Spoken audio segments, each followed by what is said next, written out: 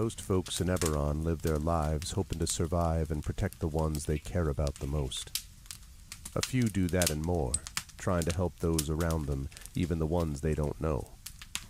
But only one group does all that when no one else can. The King's Citadel. The ones who do the job no one else can do. Eberron, the Shield. A star-forged aegis whose strength lies in their shield, their armor, and their will to keep the Citadel and its mission safe. Merime, the Sword. A Kalashtar bard whose dreams have grown more troubled, the sight of her future grown more dim, but whose skill in battle, wisdom in counsel, and love for her sister and the Citadel has grown even stronger. Tantan, the Brain. A dragon-marked human artificer whose jovial demeanor conceals a deep curiosity, razor-sharp intellect, and long memory, with knowledge of what he did for the last war, and what he can or must do for the next one. Nisiana, the Heart. A dragon-marked halfling healer whose love for her sister is matched only by her desire to help and heal the members of the Citadel, even as the threats they face grow stronger and stranger, and even if she herself can't know where the next path might lead. Rowan, the Wild Card. A human wild magic sorcerer who's played a dangerous game for most of his life. Now he's gone all in to save his friends. But will he have the chips to pay if his bet is called? These 5 elite operatives came together to aid the salvage outpost of Salvation, where the Grey hovers nearby, a threat and a promise. With the Oracle of War, they found an artifact powerful enough to end a war, or begin one. They traveled to Sharn, City of Towers, and started to unravel the Oracle's mysteries while stopping assassination attempts from the Emerald Claw and the Nation of Thrain. They found Sky Blue, the daring thief somehow tied into the ancient draconic prophecy, and stopped the Claw operative Erulin Karnak before traveling back to Salvation and into the Grey to take down the repurposed Conclave outpost, repel a war-forged invasion, and take the fight to the Lord of Blade's secret fortress, Razorcrag. They found an elemental forge of great power and rescued both hostages from Salvation and the maker of the Oracle of War himself.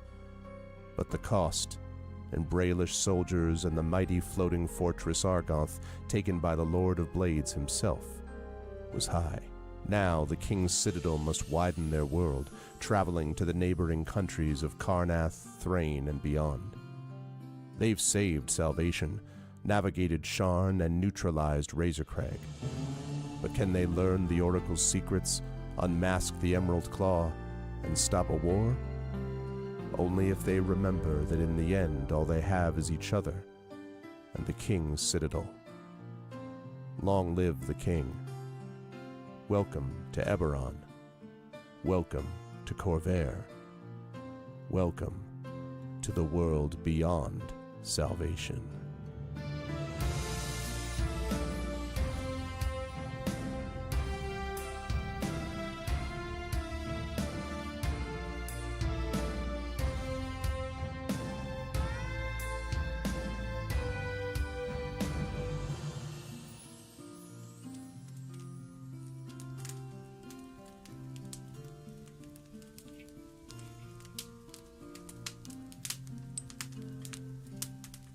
It is really good to hear that music and to see that video. What's going on, everyone? Welcome, Arvanauts, to a Saturday night stream. It is good to see you all. I hope everyone is doing well. It is September 14th, about 7:45 p.m. Eastern, as we get rolling on day, believe it or not, it's hard to believe, but day 60 of D&D with Infinity and Beyond. This is Eberron Oracle of War. It is part 3 of Stonefire. Very excited for that. Oh my goodness! Trending we are back with the resub. 69 total months. Obligatory nice. Thank you so much, Trent. I appreciate that. And welcome, everybody, to Day 60 of D&D with IMB, Eberron Oracle of War, Stonefire Part 3.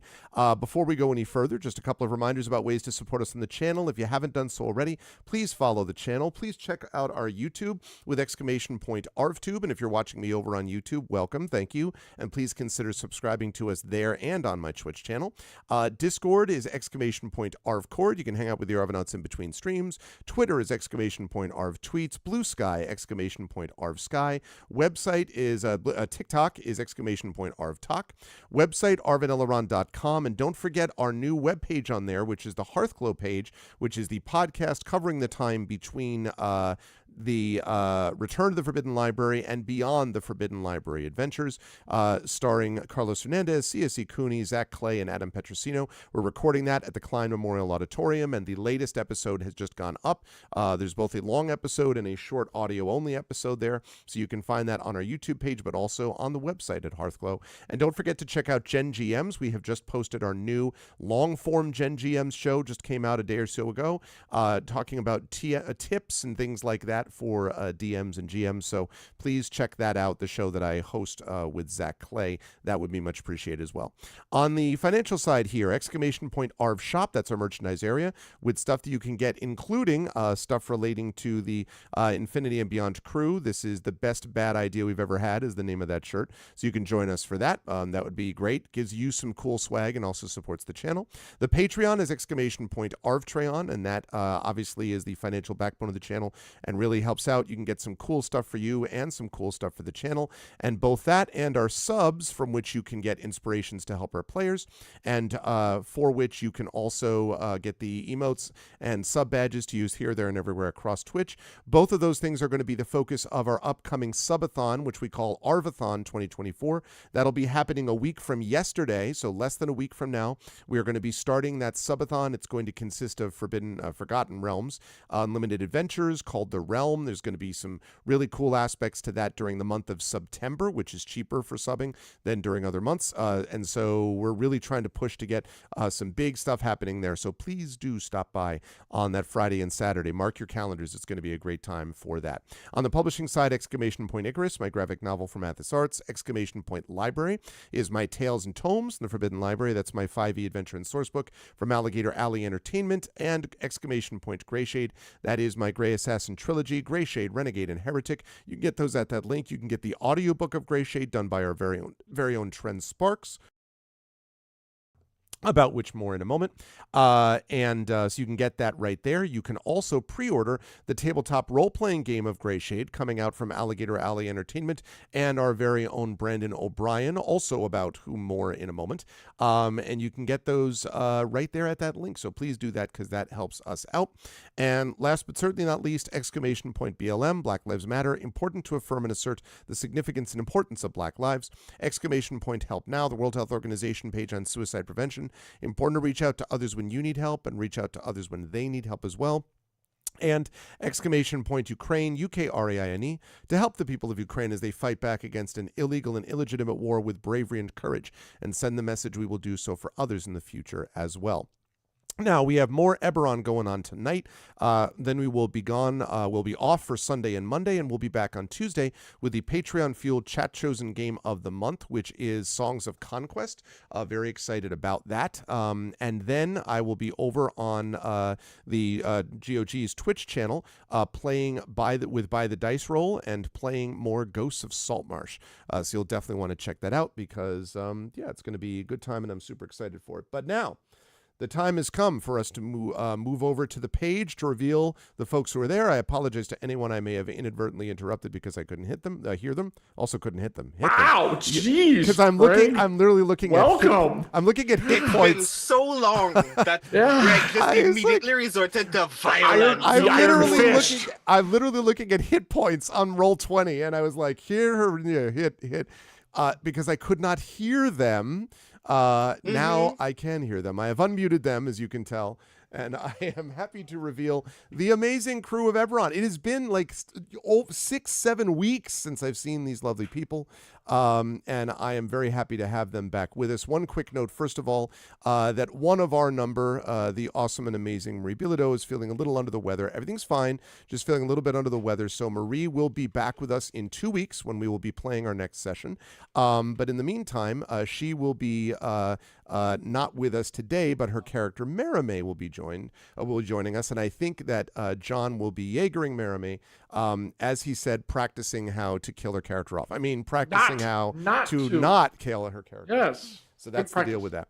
But it's great to see this crew. I really am happy to be playing with them, and I'm going to start with the gentleman in the bottom left. Very good to see my friend Tren right there. Tren Sparks is here and is ready and prepared. And so, yeah, welcome back, Eberron crew. I feel the same way. So, thank you. Thank you. I love seeing that book. Thank you so much, Tren. Holding the Book of Heretic. It's good to see you, Tren. How's everything, Life in the Universe, treating you? And how are you playing? Who are you playing today, if we can all remember 6 weeks later? Fortunately, I was just talking about it yesterday. So it's, okay, good.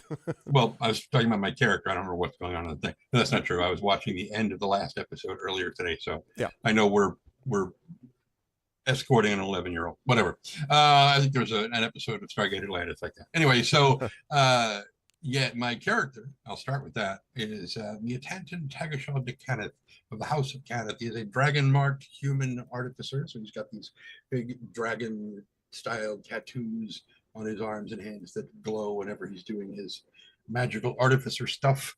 And he has what we've taken to calling a Meccano good boy or a Robo good boy named Spanner. That is the Steel Defender. As for me, most of it is probably too depressing to talk about. However, a couple of months ago, there was this lady who encouraged me to start a GoFundMe to raise money for a proper vocal booth so that I can, record on a decent time schedule, so that I'm not trying to sleep at night sleep during the day when it's hot and loud, and I have things that I have to do, like go to the DMV, and when that's done, suddenly the fuel pump in my car explodes, and I have to go and deal with crap like that. And as soon as that's done, and I'm ready to move back over to a nighttime schedule so I can work, something else goes wrong, and I have to keep pulling my schedule back and forth and getting how much done? Nothing done. So yeah. The big thing is this booth, and so for 3 months ran this thing, and I got about a little more than a third of the money that I was going to need. But I had something that I was referring to colloquially as the ripcord, which is a local friend of mine. She made lots and lots of money during all of her various stock options going private and then back and forth and blah, blah, blah. And she's like, tell me how much you need. And I said, I need this much. She said, here. And I bought the booth last night. It will be on its Yay! Yay! That is great.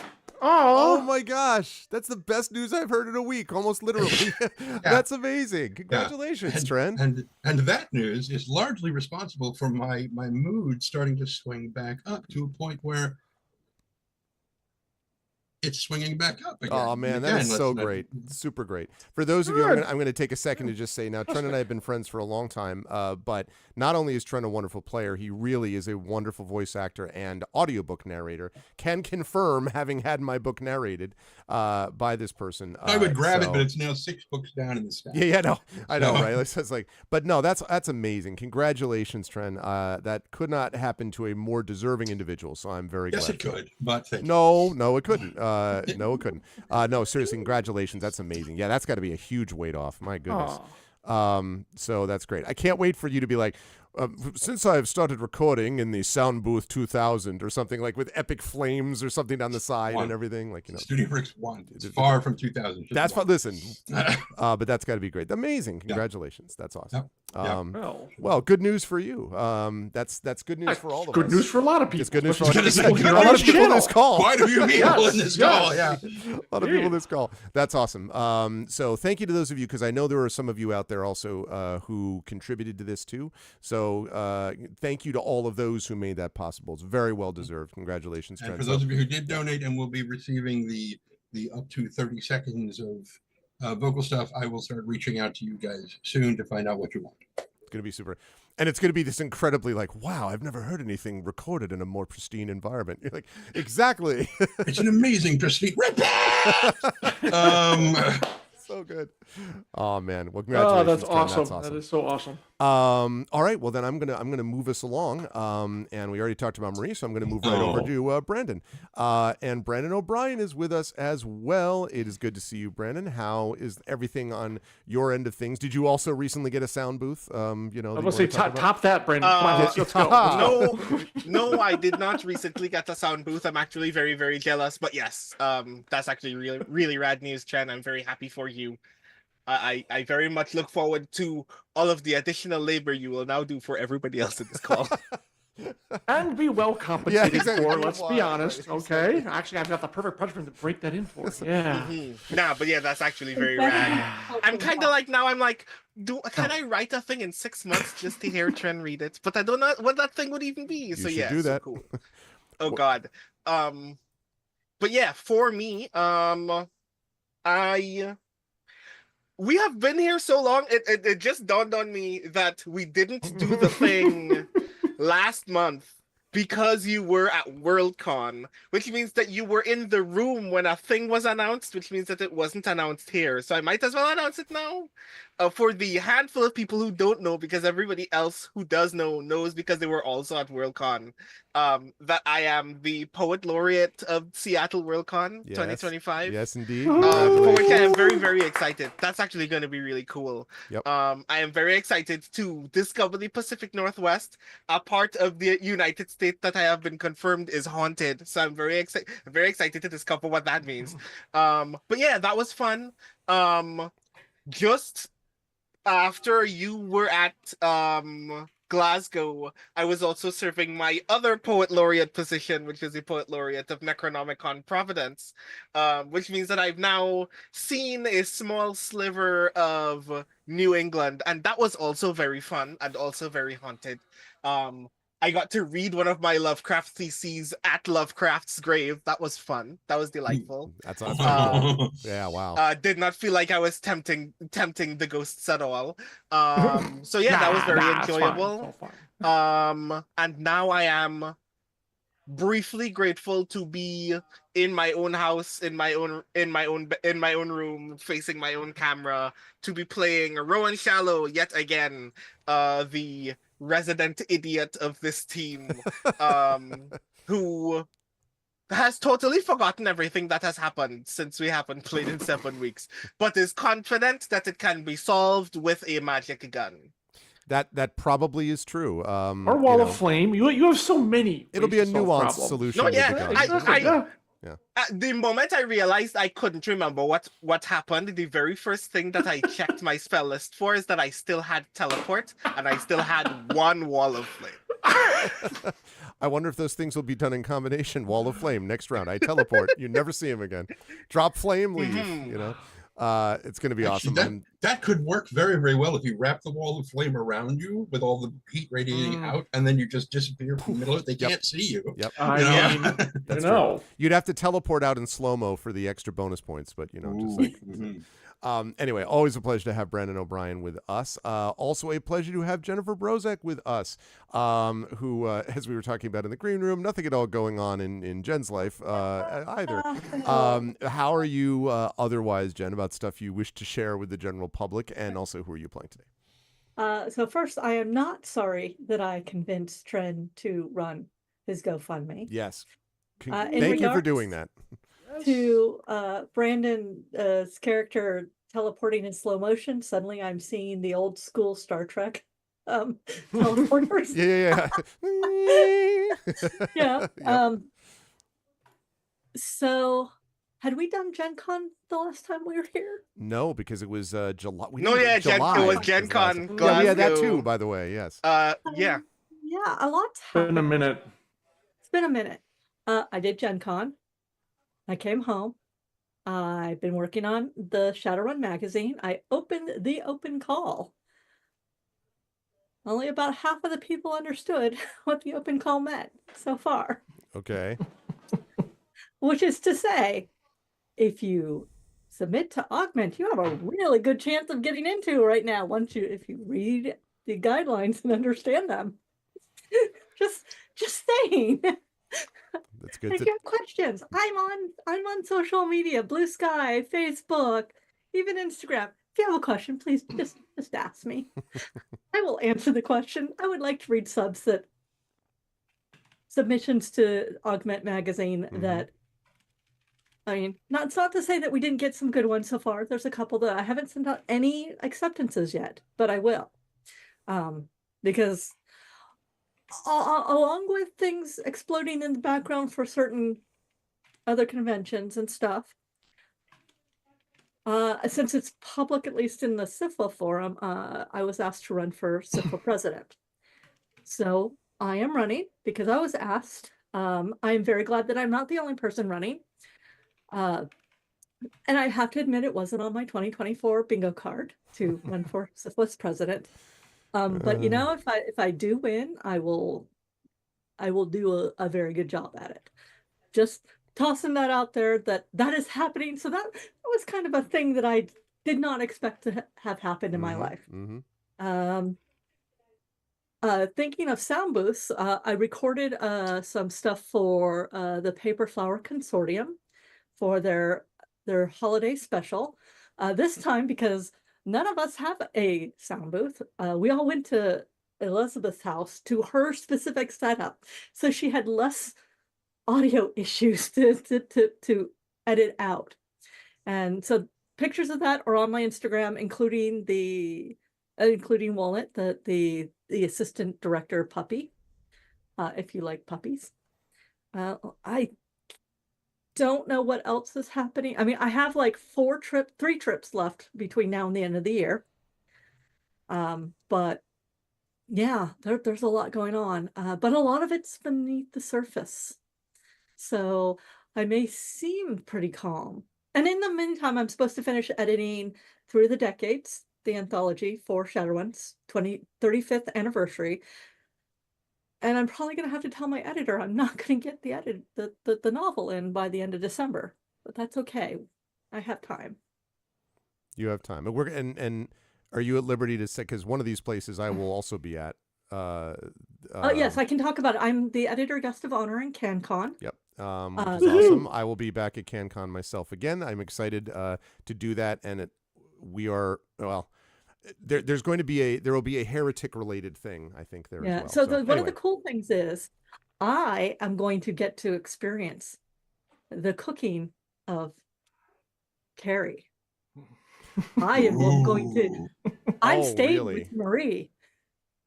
Well, listen, there better be baked goods brought from right? Like, I don't know. Remember, I'm gluten-free. So she is figuring out a whole bunch of gluten-free stuff for me. See, this is what happens when Marie's not here. Somebody has to fill in, torturing us with this whole thing. That's what this is. I have heard that pavlova is on the menu. And I have heard that a gluten-free sourdough has been experimented with. And I also know that I'm going to be doing some traveling through Ottawa.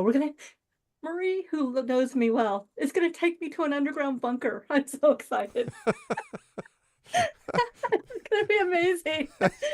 What did you do that? I visited the Ottawa underground bunker. You know what? She knows me. It makes me happy. I get to go to museums and stuff like that.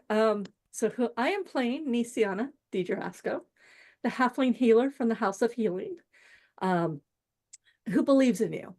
She believes in the goodness of everyone around her, and all things serve Eberron. And we will deal with this Stonefire mess, and nobody's going to get my sister killed, and we are going to be just fine. I think that's all. I mean, there's so much going on. I have to have missed something, but you'll have a chance to sort of, fill in as we go. But I am very excited to have Jen back with us again today. And I'm also, of course, very excited to have John back with us. And I should say, John, I looked down and realized that it appears, according to your camera, that you have shrunk to a height of approximately 2'6". So I was wondering if you could perhaps lower you your should. camera or raise your seat or do something You know, I have to raise my seat. because Annoying. otherwise I can't see you. I was like, Doing your maybe I have to demands adjust the mic. there. There we go. See, Yeah. there we go. John's actually pretty tall in real life for those of you who don't know. So. There we go. But John, it is good to see you. I know that things have been busy for you. I'm sorry about your current Packers quarterback situation, but I'm sure it'll be fine. But how's life in the universe with you, and who are you playing? It was good seeing most of the people on this stream at Gen Con. So, you know, except for one person. But yeah, it was great seeing everyone live and get a chance to talk. Gen Con was great, both business wise and personally. It was awesome. So yes, and now my arm is being twisted, which doesn't take that much to twist it to go to Worldcon next year. So I'll have to figure that out. It's good. It's good. I But then have it you on came. my list. Yeah. I'm sorry. I said you better be at Worldcon. I have you on my list. Yeah. See? Kind of have to. See? Yeah. I'm running the professional editor and publisher track for Worldcon 2025. So And Jen's Well, not the it's- only one in this call who's running a track, and so that is correct. Yes. so to be exactly. clear, John must come. Okay. Anyway. No, that's fine. That's fine. That's where the loose headquarters of my company is anyway. So it's, you know, it does double duty, and I like Seattle. And yes, it's gloomy and haunted. Brendan, you'll love it. Then I brought COVID back from Gen Con, which was not so great. So there's that. So that knocked out a lot of my August. But no, it's great to be back. It's great to be playing with all you wonderful people. Yes, we miss you, Marie. Wish you were here. Again, I will do my very, very best to not get Merrimaid killed. We'll see how that goes. But I am playing two characters, as Arv said. I'm Jaegering Merrimaid as well. But my character is Ilarion, the Starforged Aegis. And yeah, we're about to get into it. So on that note.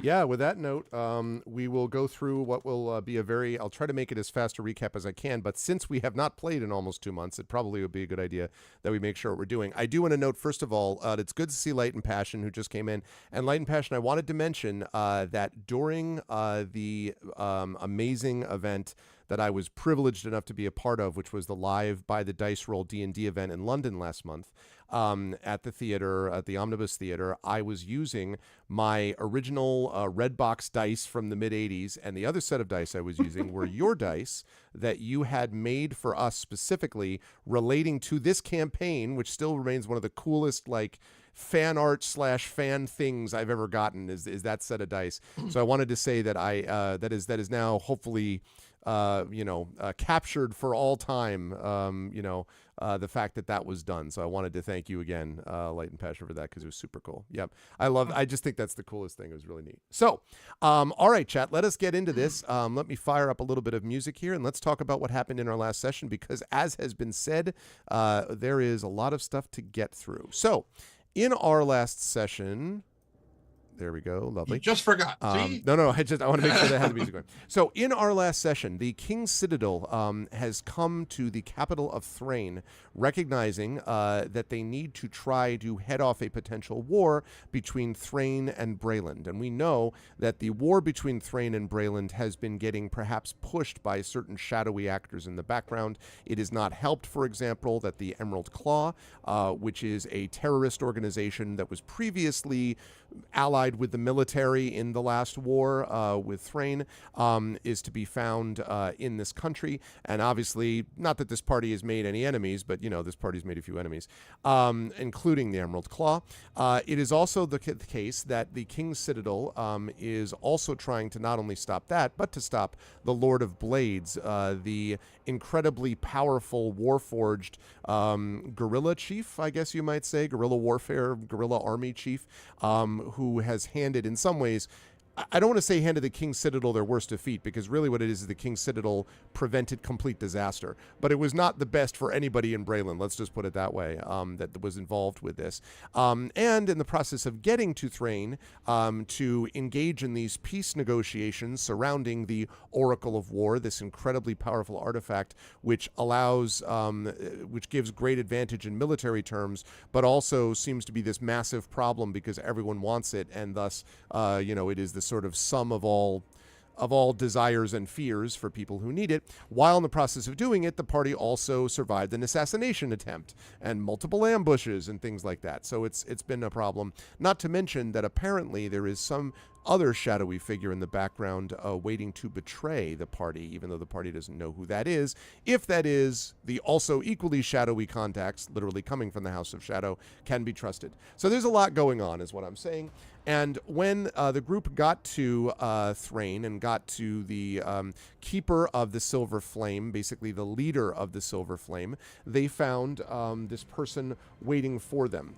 First of all, they found a couple of things. The first thing they found was the Torazun, who is this person who was a kind of a member of the Council of Cardinals. There was some concern that he was a jerk and not happy with the party and all that other kind of stuff.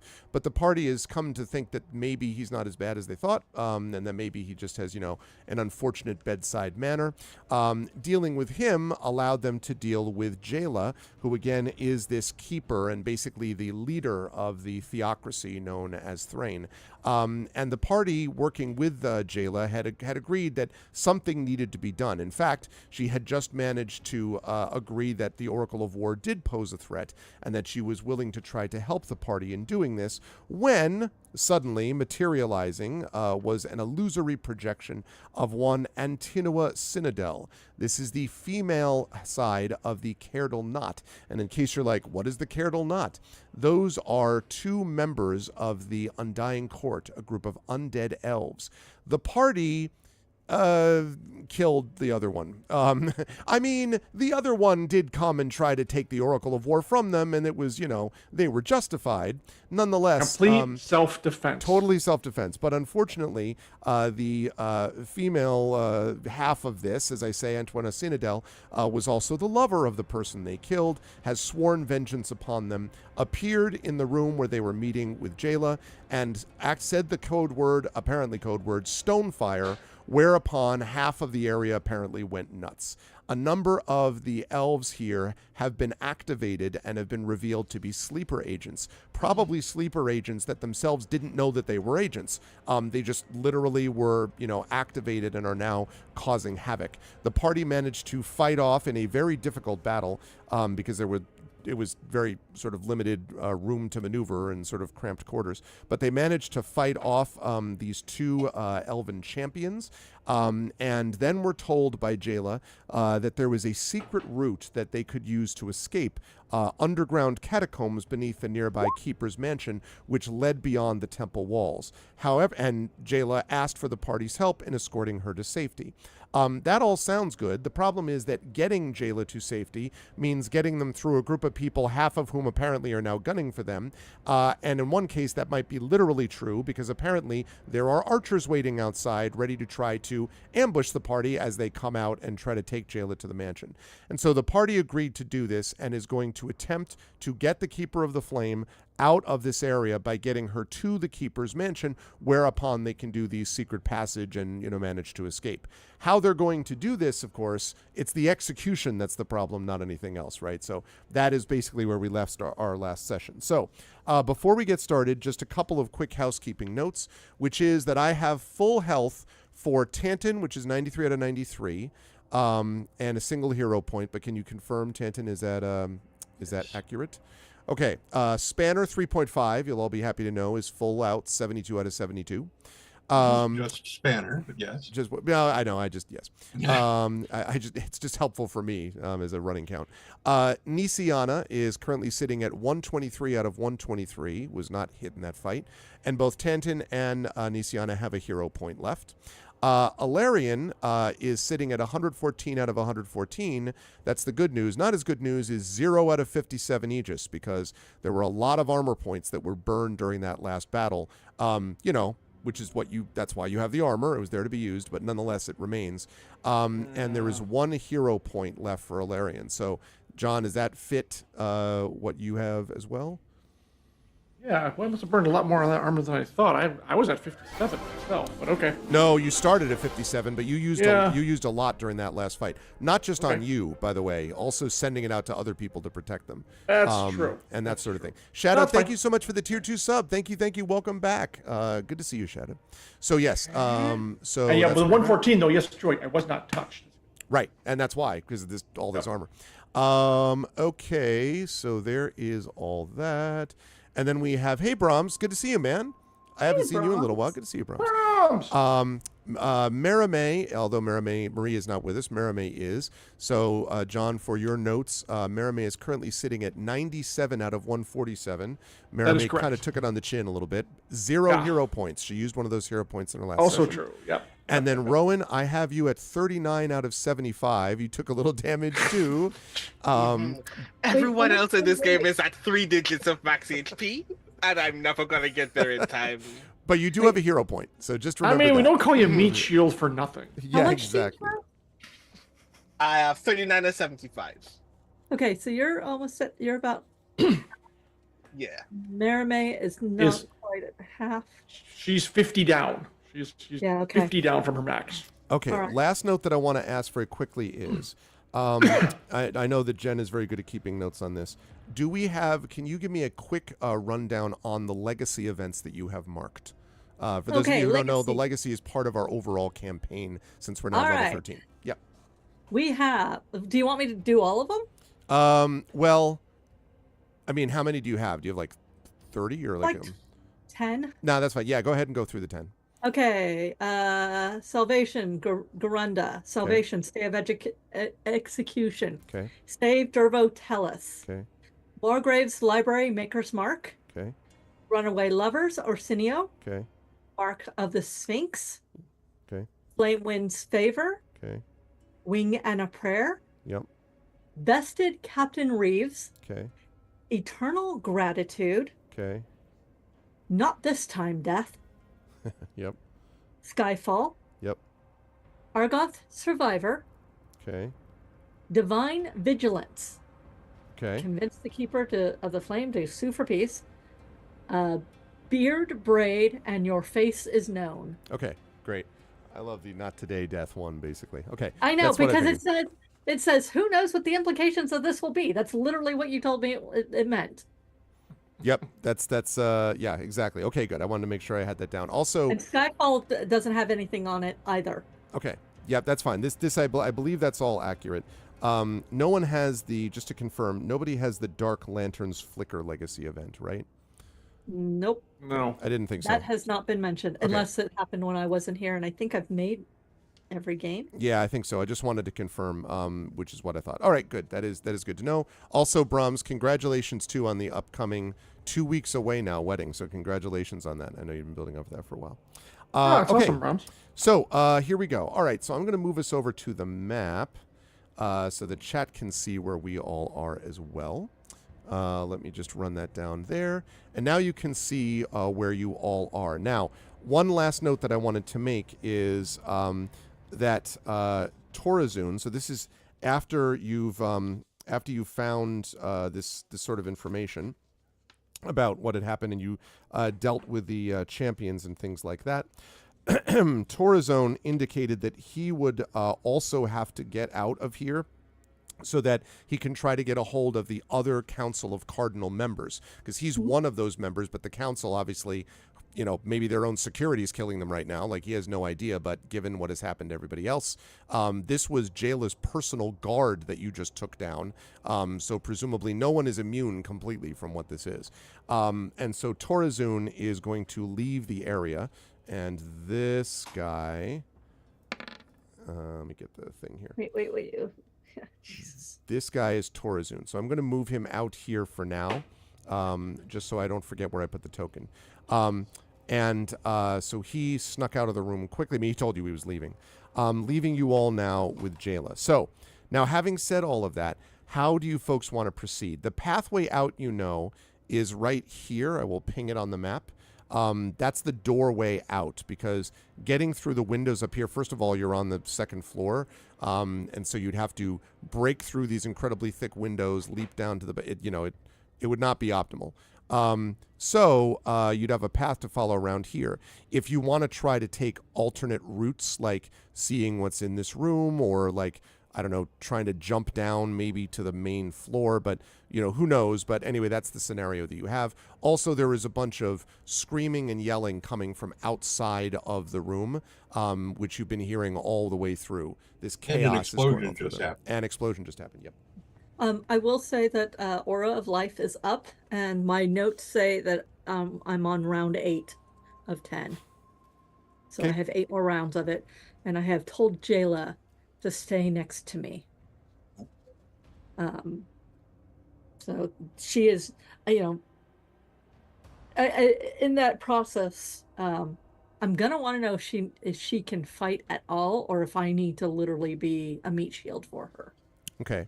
From all that you know about her, I should say, this is an extremely powerful and wise person with knowledge of healing and magic, for Okay. sure. But fighting, probably not. The focus is very much on sort of particular religious rituals and things of that nature. And obviously, she's extremely important. Her loss would be devastating to the cause of peace and many other things, especially now that you've all talked to her and realized that she's kind of reasonable, as the way you described it to me. Yep, she is reasonable. so, So you know, we'll be there's all that. focused on keeping her alive. Shit. I'm not going to say to the detriment of Marime, but I am going to say she's moved. Jayla is way up on the ladder of Way up on the list. Yeah. who do I keep alive? There you go. All right, what does Party want to do? Real quick, I rolled 2 spirit dice to try to heal some of my armor and got a whopping 4. That's Woohoo! times 2, which is 8. So I have 8 points on my armor. 8 How points on your exciting. armor. Yeah, How you doing on amazing. Spirit Dice, by the way? It's 60-10. I was full up. I have 40-10 left. Oh, 40-10 left. All right. A Just really checking. shitty roll to start off with, which is not ideal. She has, yes, she does. Okay. Invisibility is it? You have to cast it. Brandon, remember that you have a bracelet with a whole bunch of charges of heal, cure. Right. I do keep forgetting that exists. And Oh. Alarian has a bracelet for heal. Yes. Do Well, any of And you I- want to do that? Like, Rowan, do you want to use any of that? Like, I mean, just let me know. But definitely there is, you hear the shouting outside. So there's like, you know, Jayla seems antsy. I guess is what How I'd say. close is that shouting? Oh, like not right outside the door, but very close. Probably the room outside the door. Because remember, it's up on the top, like this like ledge or landing. And down below is the main chapel proper where there's a lot of like stuff going on, apparently. Cool. Fun. Oh, go ahead. Friends, we do need to get out of this room. Marimay's going to suggest casting invisibility on Alarian and herself, and so they can scout to see what we might be facing out there. Yeah, because it's not like I'm subtle. Because Yeah. the aura is going, and I was wrong. I said rounds. I meant minutes. We have 8 minutes on this set of Okay. Aura of Life. Because with Alarian's new flight abilities, doesn't have to make a lot of noise. Okay. And they can carry her. So, and between the two of them, if they stumble into anything that happens to catch them off guard, they should be able to take care of it relatively quickly. Okay. Is that what you're doing? Unless there's any other disagreements, I think that's what we're going to go ahead and do. All right. Okay. So I'm going to put No one did. invisible logos up on people. Yep, exactly. There we go. Okay, on 2. All right. Do I have control? Yes, I do. All right. And then with that, the door opens by itself, and we're going to pop out into the hall. As soon as you head out into the hall, oh, and actually, just Yeah. one quick question. Everybody else in the room, are you all like, you know, I don't know, doing the classic against the door, like looking left or whatever? Or like, what are you doing? Yeah. I'm not leaving her, Jayla, in the middle of, everything. We can pull ourselves to the side here. Okay, If you will give me... You want to move her Yeah. there? Like that, for instance? I will. I'm not going to give you full control over Jayla because Jayla theoretically could act independently, although That's true. is She not could. inclined to do so initially, Nisiana. The rest of you, though, should be fine to go where you're going. So you go to that door, okay. Door closes behind you so that, apparently on its own, but of course. Well, wait, is Tantan going out after you? Oh, I'm sorry. I thought they were. No. Stay. I didn't Stay. see who was out. Yeah, that's fine. I had this image of you being like, "All right," it's like this person shows up. But I figure the plan is to keep her between all of us. So that would probably be Rowan, Nisiana, Canton, and Spanner surrounding her. Yeah, like a circuit, like Secret Service, Just, like just to type of help thing. give Yeah, her yeah. more Works for me. cover Gotcha. and whatnot. Yeah. Gotcha. Yeah. All right. Well, when the door opens, Alarian and Merame, as soon as you step out onto the hall, sounds of clashing weapons accompany a cacophony of murderous screams and cries for help. And as you're looking out over the balcony over the main temple hall, you Right. can see there are several bodies laying scattered about the blood-soaked marble floor. And at the other end of the balcony, you hear a scream. A door flies open at the top, the northmost side of this balcony. Brick. And an acolyte with like some kind of a cloak, you assume it's an acolyte, it looks like the ones you saw when you landed initially, runs out of one of the rooms seconds before an armored Templar leaps out after them with a maddening growl and leaps forward. And both Templar and acolyte topple over the balcony's edge, landing on the floor below. And you hear this thunk, and then just a silence. It's about 30 feet down. Ow. So there's chaos down below on the floor.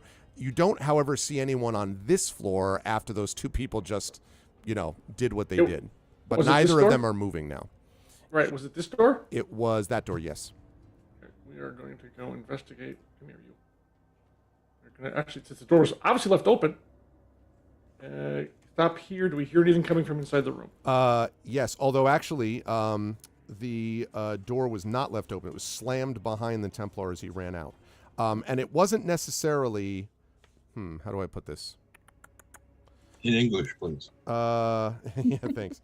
Oh, no, I take that back. That one, I take that back. That is not locked. I am incorrect. Yeah. Didn't think he'd lock it after. No. himself. Well, it might have been somebody else inside the room. This is true. This is true. But go ahead and make a perception check for me, please, as you are listening at the door. Disengage. Let her. All right. She, Merame, who's going to go first, will probably beat the crap out of me with perception. There we go. This works properly. For some reason, she has advantage on. I don't know why. There. All right. She's got a 9. Okay. And I, hold on. I have Okay. perception as well. Sure. One moment, sir. And I got a 25. Yeah, it is a little hard to hear over the sort of shouts and explosions from elsewhere on the true. grounds, but you don't hear anything in particular from behind this door. All right. Merame, we got the mind link all up with everybody. And she transmits back what we just saw, and that there's a lot of fighting. Just a lot of fighting in general. She's going to go to over here. Is there any fighting down here that's ongoing? Yes, there is fighting going on over here between Templars and Acolytes, and between Templars and Templars.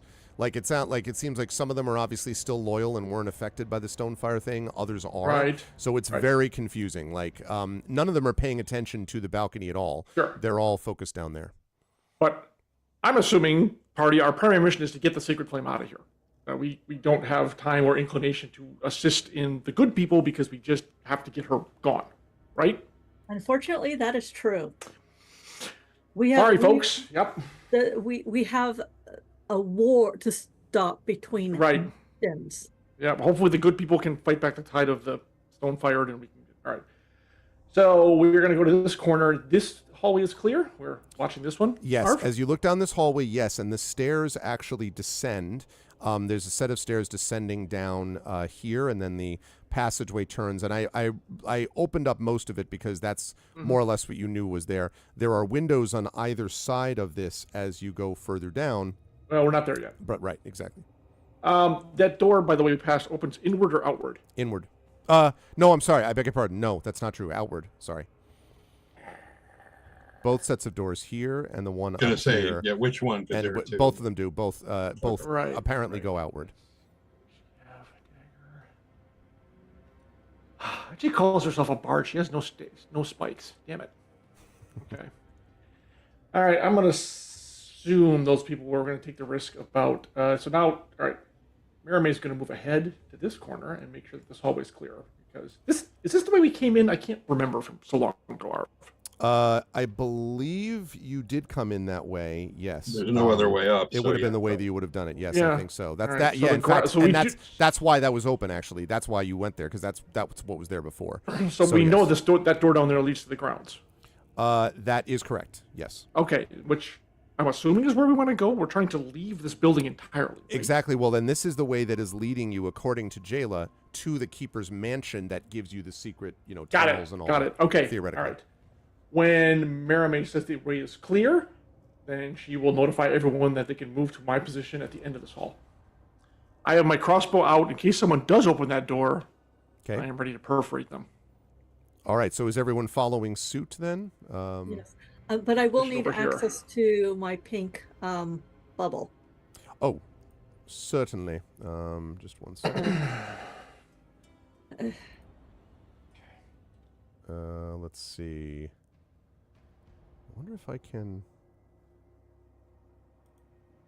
Oh, I think it's okay.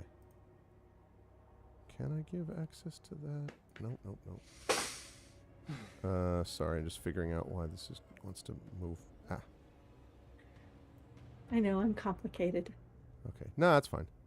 Okay.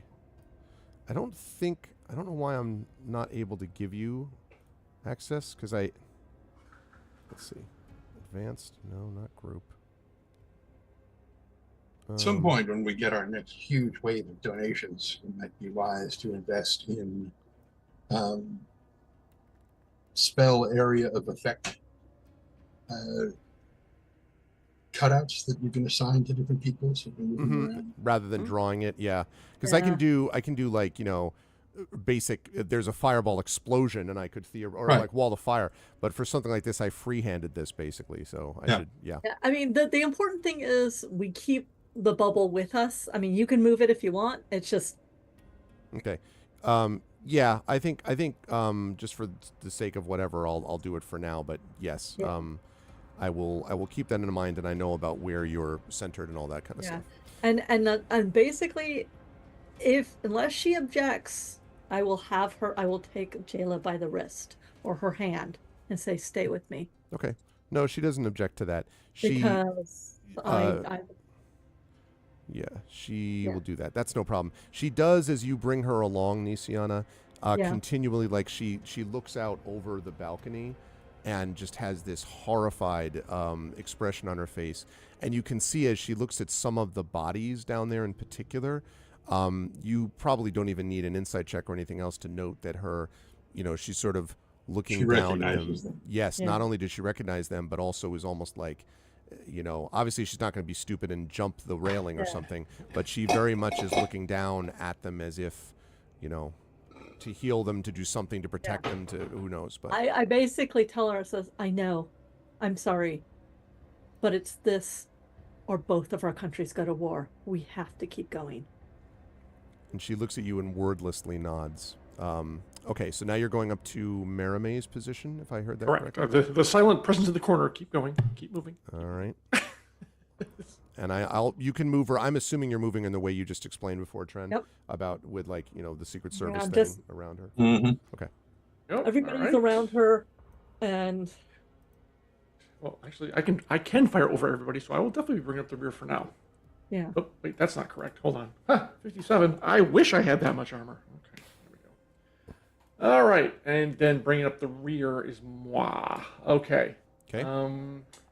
Merame While then this is will. happening, while they're walking, while we're Yes. walking, I should pop one use of my healing bracelet. That seems like a good idea.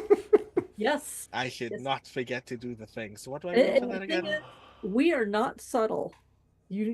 Everybody is aware that we are not subtle. Yeah, I One- don't. Yeah. 1d8 plus 5. And actually, Merame is about to do that too. Okay, go ahead for both of you. Just- Wrote those rolls yeah. so we can see what that's at. Yeah. Yep. 8. Nice. Okay. 47 for Oh, you. wait. Let's not go crazy there. It's a D8. And Merame, better than me. 10. Beautiful. okay, so 10. Very nice. Very nice. And Nope. Okay. Okay, adjusted. She has 9 charges left, and I can take it. Okay. I Okay. have 5 charges left. Cool. can't remember when I Yeah, last. I wonder why, Imagine I Brandon. missed it in a hurry I wonder some why. time ago. Why do I not All have right. more charges? So she moves down to the door. No, she's focused on the mission. She's not going to peek in the windows. And she's going to listen at the door. Hopefully, do better than she did last time. Okay, perception check. Also, as Merime goes down there, just a quick note: these windows on the western side of the wall here are, as the stairs go down, the windows are of a level above, so they're like they're at the second level basically. So as you they're go for down, people to you're going look below. out the room, That's basically, not That's look it. into it. You got it. All yeah. right. So just to be sure, then that means that at this staircase we can look out this window, but That's- as we continue going to downward, we cannot. Exactly right. And you Cool. Because unfortunately, I do want to look out this window. Yeah. I do. So what you see out of here, I will reveal that first, and then I'll come back to the perception check that you just made. So here is what you see. You see a pink circle. No. Okay. What you see out here is what looks like a couple of some trees and grass and some flowers, and then so a bucolic. pathway down below. Unfortunately, because of the positioning of it, you don't get much of an angle, but you can see what looks like a pathway. There's no one on it that you can see right now at the moment, but who knows if that'll change. But at the moment, you don't see anything else. Okay. So, our quick question. Sure. This staired hallway, as the stairs go down, the ceiling stays the same level, right? That's correct. Yes. Okay, perfect. All right, good. Yeah. So All right, Merime, rolled an 18 on An her 18. perception. Definitely sound outside, definitely fighting, but not like right next to the door. It may be elsewhere on the grounds. Again, hard to get a sense because you're in one of those older buildings / older building areas where there's echoing off all of the walls everywhere. So, but there's definitely noise and explosions going on, but not right outside the door. All right, Merime doesn't have to motion. She can tell everybody. Telepathically tells the party to move up on her. Okay. I shall await the party doing so. Yep. And then I'm going to go like that. I'm going to bring her down like that. Lovely. As they do, I rise toward the ceiling because I can Okay. and start moving. So I have Overwatch on everybody, including the party. Lovely. So I am now as it goes down, I still remain top. So I'm 10, 15 feet in the air. Okay. Sounds like a plan. And then Merime is slowly opening the door-ish? When she's gonna make sure everyone's ready. Exactly. Okay. Hold on a second. I gotta do my thing. Gonna zoom out, chat. I'm keeping my eye on the staircase. Gotta have my Like wings this. on, Yeah. To see if it doesn't All right. slip, Rowan. Right. All right. So Merime's gonna take. These are double doors again. Yes. Who's taking the other side of the door? And the other question: these doors open in or out? These doors open. I'm trying to figure out based on the Actually, on the there's a method of- double set of doors because there's a door that said Yeah, I inside know and out. it's a little weird. It's a little strange, which is exactly. The map itself is a little bit confusing, but that inside door thing is a little bit inaccurate on these battle maps. These doors open outward, so it's basically one set of double doors opening outward. The map's a little weird here. All right. Well, that's actually not bad because we could use that upper door for cover if we had to. Mhm. All right. Merime says she's going to open this door and peer out. Just be ready for anything. Okay. So she opens the lower door, this one right here. Revealing this. Kaboom! Oh, Greenery! Everything has been revealed. Okay, so this is what you were able to see. I think I can probably move up this way, I would say. Yep. A pile of rocks like down there that. for some strange reason. Okay. Okay. So let me describe a little bit about what you see. This lush garden path that you see would project a serene and regal atmosphere under normal circumstances, under normal ones, but there's a bunch of stuff going on. First of all, down here to the south, you can see what looks like members of the clergy. They're dressed in the same sort of dark silver cloaks and robes that you've seen other acolytes wearing, and they're carrying a couple of what look like maybe wounded acolytes, like through the gate, just sort of lying limply in their arms.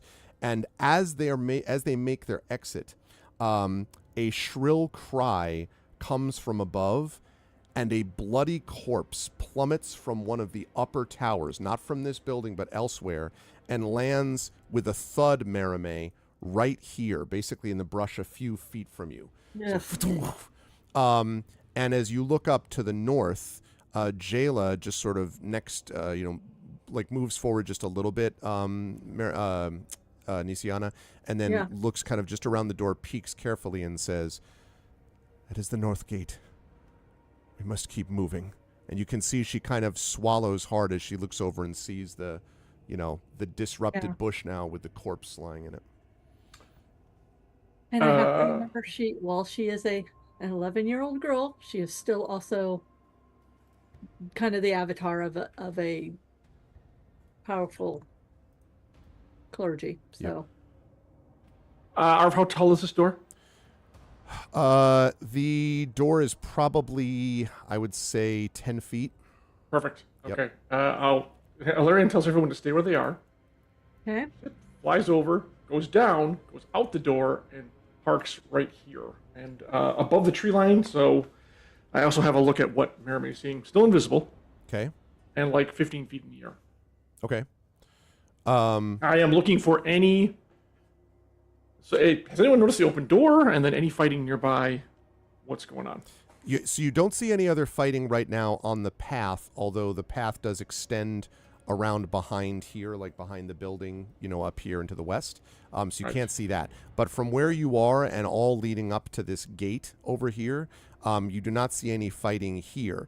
The acolytes have disappeared through this gate down in the south with their wounded brethren. Okay. Exactly, Jinx. And then up to the north, you can't see very clearly about what is on the walls over here because you're not there. Right. Well, the angle's wrong. Exactly. So that's basically it. All right, it's clear out here. Which way do we go? I'm assuming Jayla is in the telepathic link and she can answer. Oh, I don't know if she was included in that because originally you didn't want to be adding her into the mix. Was. Yeah. Well, luckily, she can quickly modify that. We could do up to 6, so fortunately she's at her limit, but she can do it. And don't forget about it, that be aware that if you're going to do that, which is fine, but if you're going to do that, just be aware that now she is part and parcel of whatever's happening, with your conversations. Because you're all used to having your all little private group chat, and our little group chat room. Yes. I know. Yeah. And then just... but extremely important so everyone knows what's going on. Exactly. Yeah. So Merrimaid does a quick thought speaking 101 and links her in and we're good to go. Okay, yeah. So she tells you then telepathically that heading up north is where this mansion is through here. Okay. Merrimaid's going to step out. Still invisible. Take off. Thank you, Hillness. 87 months of support. Thank you for the tier 1 sub. Wow. Thank you, Hillness. Awesome. That, okay. She has a position taken up right there. I am still on Overwatch where I am. Actually, I'm going to move a little bit over here, between half and half, right there. Okay, and then still seeing nothing. We're going to direct the rest of the party to come out. Okay, that sounds good. All right. I want Merrimaid to make a perception check for me, please. Okay. Thank you so much, Illness.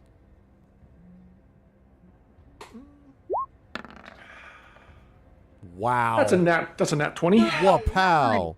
What a great way to start. That's exactly. Keep in mind she flubbed the very, very first one, so she's recovering. This is her. This is her. This is. I am the knight. Her comeback tale. Okay. So, you note, Merrimaid, here and here. So on either side of this sort of stained glass window here, you can see 2 long arrow slits that are in the wall of this grand cathedral, and you can see sticking out of each of those slits are what look like mounted. They look kind of like mini ballistas. They're basically these sort of fierce-looking mounted pulley bows almost, and you can see them moving, like sort of swiveling left and right. They obviously haven't seen you, the joy of invisibility, but they're definitely there. And again, one of them is here, and one of them is here. Hello, Arrow's my old friend. Okay. She dutifully notifies the party. Valerian says, with you again. "Oh, really?" Hey, Proxima. Pops back over here. Thank you. I'm glad someone picked it up. All right. How high up? I assume they're actually, how are they ground level or taller? No, they're taller. They are basically, you think, So on they the have some level sort of of the platform. floor. Yes, exactly. Exactly. Okay. And you never went over this far, you might remember, No, because that's you were true. brought in and then like And this is up a the complete hallway. wall. You can't see over it. Yeah. Yeah. Okay. No. All good. All right. So I am floating or hovering, whatever you want to say, right next to it. Okay. And it's a problem, obviously. Yeah. Now let me ask about that. Are you hovering where you're like in front of the the No. bolt sticking out, or I'm like beside it. I'm beside it. Okay. So yeah. Got it. And I'm thinking, well, there's the problem is there's two Minute of them. bowl eye level. Exactly. The problem is there's two of them. I can certainly handle one. The other one is problematic. What about the windows? What's those windows there? What's their height? They are the same. They are the same height. Stained glass windows, and the bottom, I guess you'd say the bottom edge of them is probably about maybe 5 feet above the ground, but then they extend well above where the slits would be. So you can actually see, I actually like this map quite a bit, but you can see here like the shadow of them, the light coming through them. Oh, yeah. Oh yeah. My curiosity was more how close to the ground do they get for us to be Yeah, about skittering 5 feet under above them? the ground, and there's heavy tree cover here, so you actually can't See. even see. Like the trees go up to the bottom of the window, basically, and then from there. Right. That is from a tactics standpoint, that is a terrible design in this building. Just so we're clear. Well, it's clergy. What do you expect? I expect them to know combat. Anyway, I didn't say paladins, sir. hey, clerics get heavy armor proficiency for a reason. That's true. That's true. Anyway, So, open to suggest and Alarian says, like, I'm right next to one. I can take the one, or at least distract it while people go by. The other one's gonna be a little bit more problematic. So we just want to try to run for it while Well, I distract the other one. Is if the moment you interact with that arrow or person, you are no longer invisible. A choice I'm willing to make. I mean, Okay. it's gonna happen. So, but making sure Silver Flame does not get hurt is, of course, our priority. All right, I think we could make a run for it. We're gonna come up and go left or go right. Are we going here? Or are we going here? The I didn't see the ping. Do it again. Jalen? I'll go. Yeah. Going north. Do we try to go out this gate, or do we to the right, or do we run up and go around to the left here? I see. And what is- I am asking. yeah. Exactly. Well, Jayla tells you that the gate. I mean, this is the way to the keeper's mansion, and so her, her inclination, her desire, she says, is to get through here, to get to this mansion, and also once you get past the gate, presumably you'd be out of the range of the people shooting from above. But that's up to you folks as to how you want to do it. But this is where she says she's aiming. That needs to go for the keeper's mansion. Okay. Hold on a second. under the windows, all the way up to the point where we need to cut across the path. Stay largely hidden By the tree. by the trees. It won't be until we have to cross that gap that we will be extremely visible. Mm-hmm. Well, with the aura, we're not exactly. I mean, we'll be protected but they're gonna know where we are. Oh, that's true. So, Arv. Yeah. The window between the two arrow slits is how wide? That is about 15 feet wide. It's pretty wide. That is pretty wide. Yep. Maybe 12 and a half, 13, but somewhere in there. 10-foot radius. You can get one, but not both. And the window, which collateral damage. Yeah. Also very thick windows. It's possible they may be resistant somewhat. To I mean, smashing. well, okay. I'm talking about shatter, but No, I mean, and it may not matter, but I'm just letting you know Yeah. that, it's not, these are not just pretty, Right. designed But- to look good, theoretically. Yeah, Miramay's thinking about doing shatter on the far one, which will discombobulate them enough, I think. I mean, she could do it without breaking the window, too, actually. Okay. Just do on the outside. But that window might break. She says apologies to Jalen? To Okay. Jayla. Jayla. Jaela. Jaela. Yeah, she says Sorry, but it might have to be Jella. possible. And she So- says, if they shatter, it is a natural consequence of what we are doing. I'm concerned about people, not these places. Right. So I think Merame says take the position here, so she can also watch up here to make sure no one's coming that way. And the door, as a matter of fact, and says, on my casting and Alarian's whatever he's doing, they're doing, you folks run for it. And Alarian says, I am ready.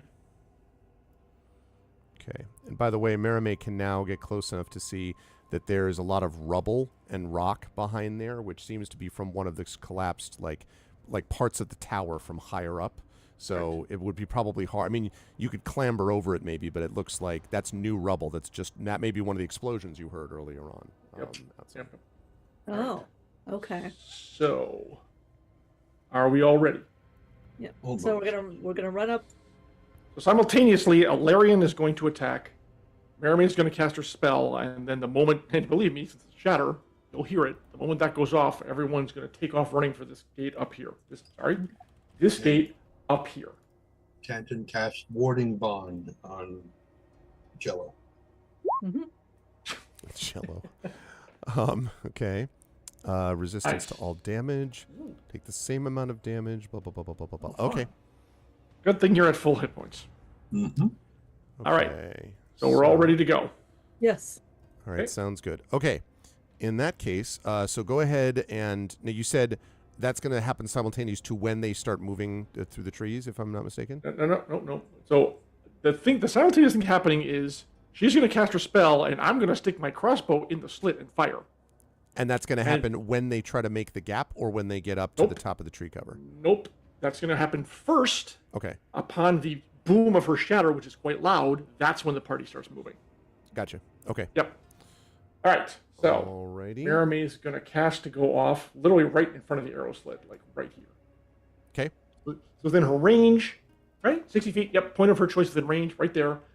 At the same time, she says now, and I will literally stick my heavy crossbow just in the slit and fire. So Okay. we will both be visible. All right. So go ahead and do the shatter first. I'm going to get rid of your invisibility here.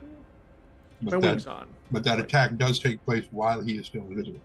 No, I know. Yeah, I'm aware. Yep. All right. So that's So 80. if there's any advantages or whatnot, Oh, yeah. there's that. For sure. But I want to do the shatter first, and then we'll I understand. I Yeah, understand. but yeah, definitely we'll be doing that at advantage for Alarian, no doubt. All right. So shatter. Anyways. Attack. And demonetized. All right. That is 3d8. Do you want to do? No. She's just doing the general just to kind of take him out for a round. Okay. And 10. My damage rolls are not great. Okay. Okay. 10. What's 10 points? 10 She gets points. they get a con save for half. Her con thing is. Hold on a second. I've done a lot of spellcasters.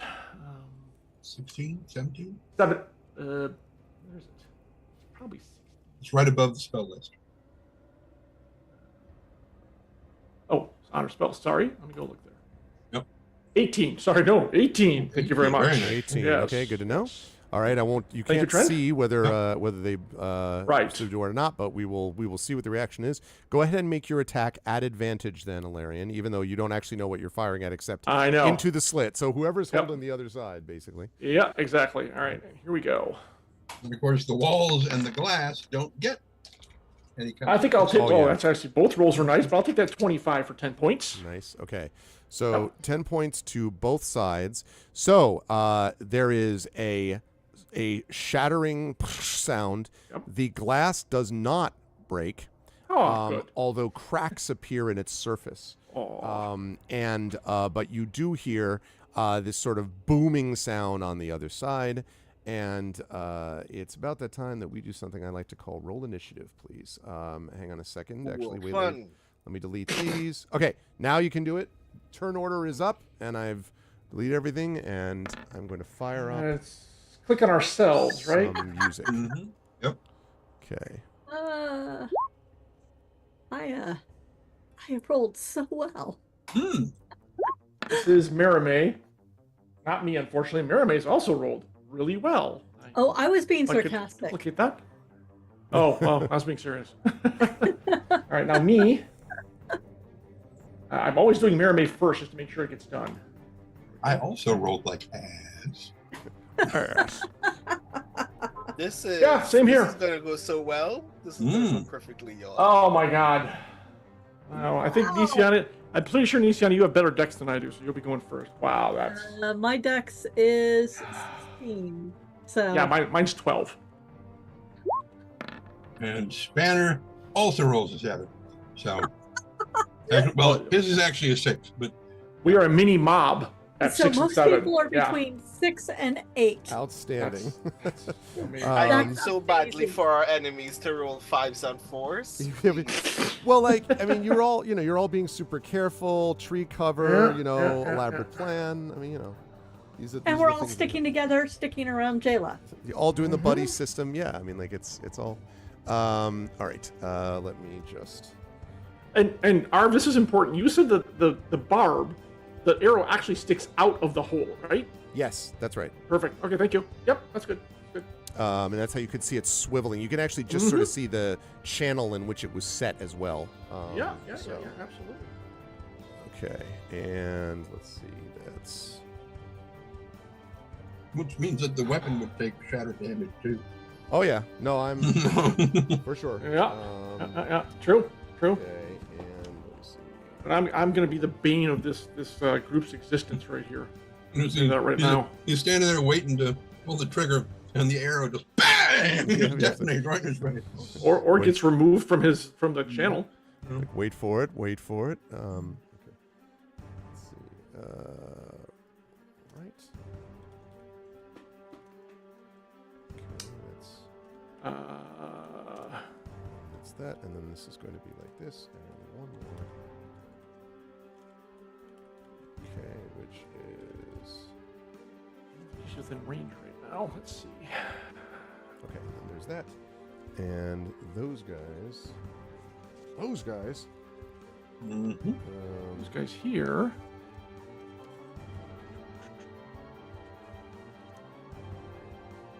Okay, so those guys are going to be.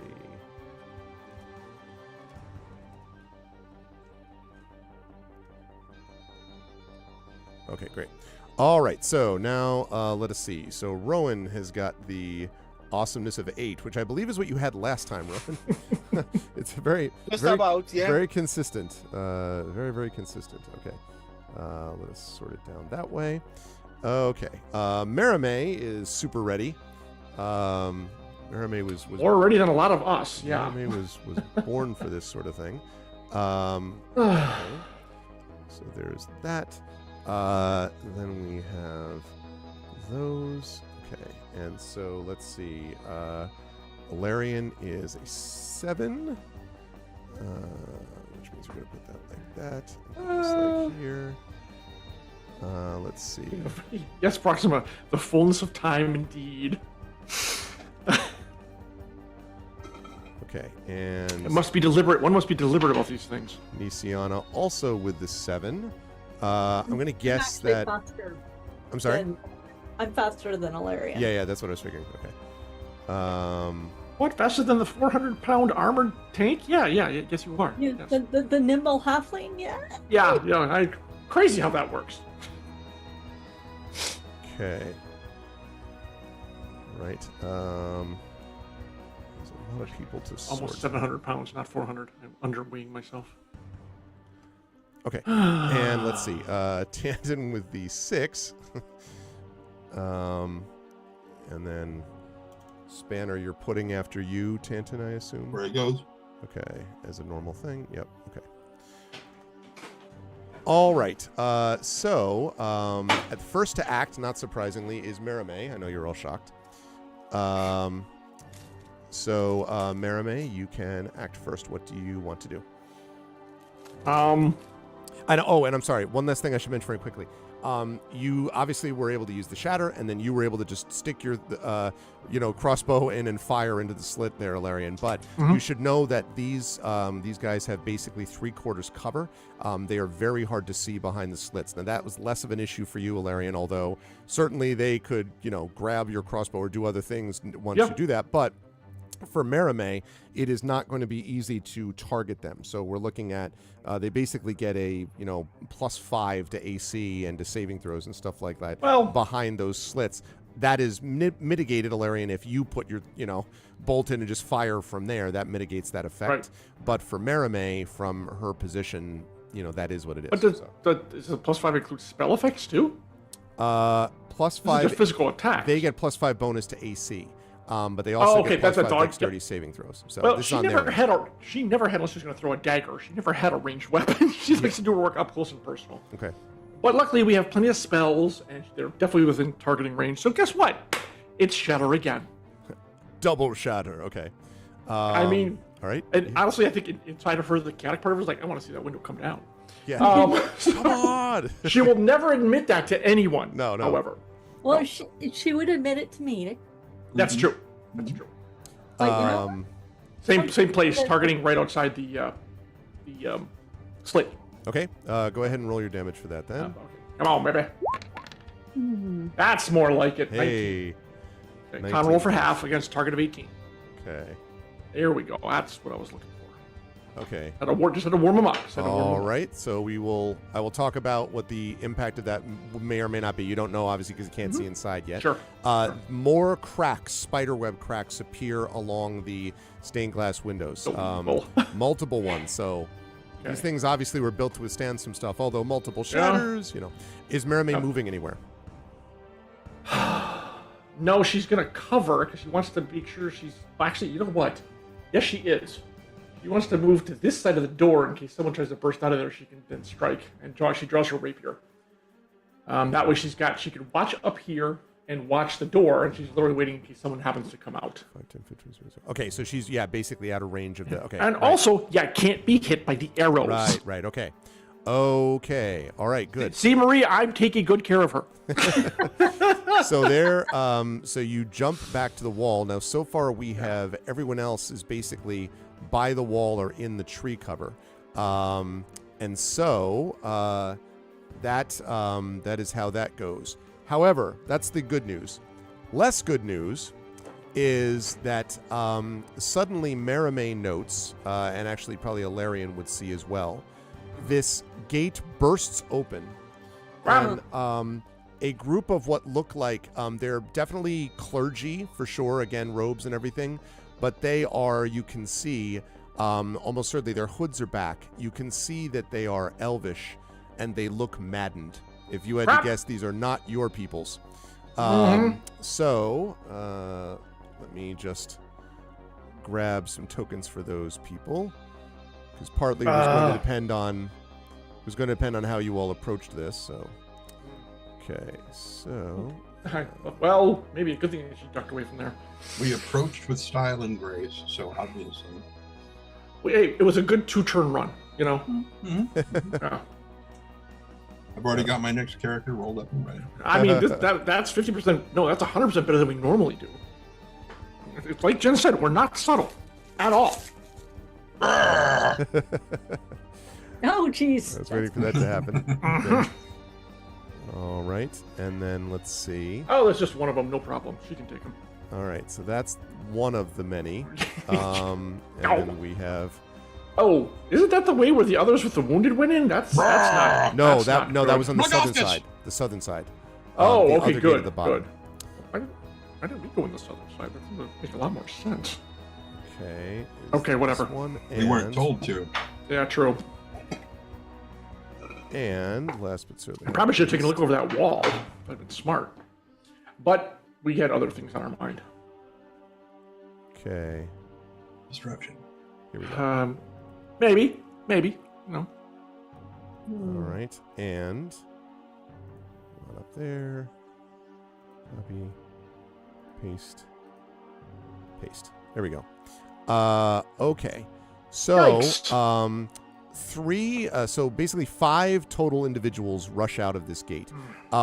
3 of them are armored. They look, they do not look quite as impressive or dramatically, weaponed and all that stuff as the champions that you fought, the Jayla's personal guard.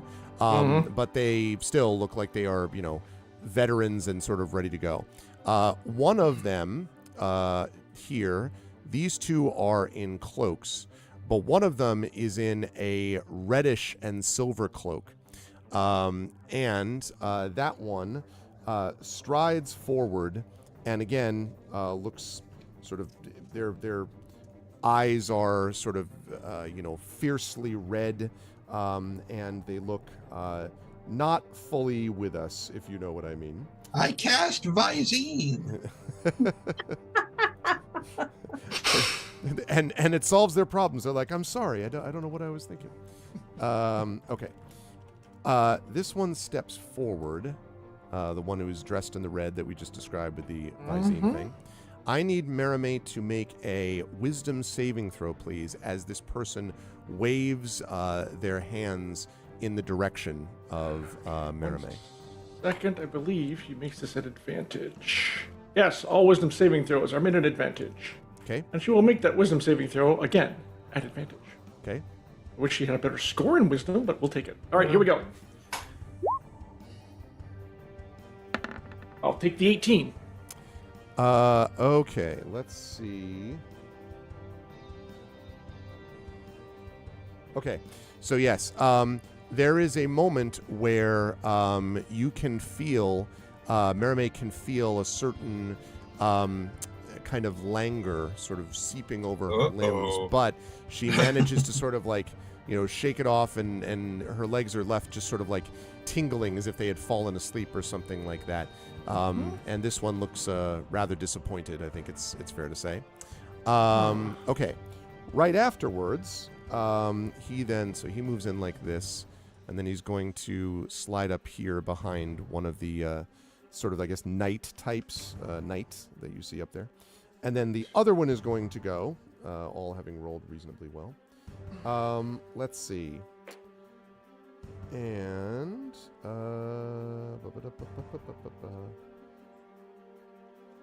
okay.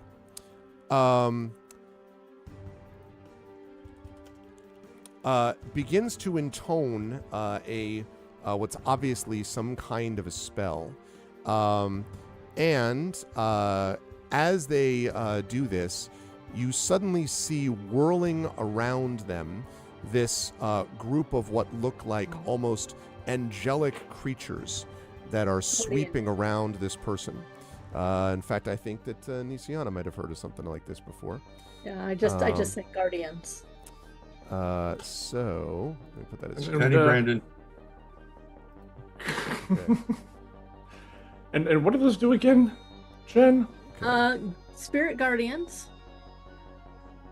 You have to stay at least 15 feet back, or they attack automatically. It is a concentration spell, though. Oh, good. Okay, so this one also gets behind the one of these knights. So the knights just basically shift to allow them. They haven't moved yet, but the knights sort of shift to allow these people here. Okay, and this, to be accurate, is about like this, is what it looks like. Should also note, Nisiana, since it looks like looking out and can see from the trees, that these guardians, as they're swirling around, do look angelic in nature. And the reason I mention that is that the spirit guardians are dependent upon the moral character and outlook of the individual casting it. In other words, these angelic figures are what happen when someone who is theoretically of good alignment would cast them. So I'm pointing that out. Now, that good doesn't mean that they're not under control or that they're not currently not operating normally, but evil guardians would appear differently.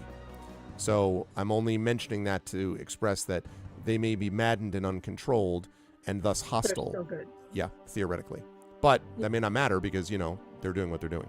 If they're gonna kill us. Yeah, exactly. I kill you, but I feel bad about it. Maybe that's it. Okay, now, Rowan, you were up next. What would you like to do? And I do tell everybody this about the... And Jayla says, they are, and just sort of quickly, they are good, or they were. This is not them, or at least not what they should be. And she seems somewhat distraught. Rowan, I don't think you can move through the brush there. Ah. I thought we could. move through that brush. Oh, you can move through the brush, but it is difficult terrain. Oh, So- okay. Okay. Sorry, If we want sorry. to move Fair enough. Fast, we have to go. I mean, the point is trying to get by them as quickly as possible. It just means you drop from 30 to 15 feet would be your Uh-huh. move, your typical move for most people. It'll take us like Mhm. 5 turns to get up to the end. Yeah. Which was no problem when you were positioning yourselves to begin with, but you know. There's been a complication. You know, yeah, I do not want to be seen right now.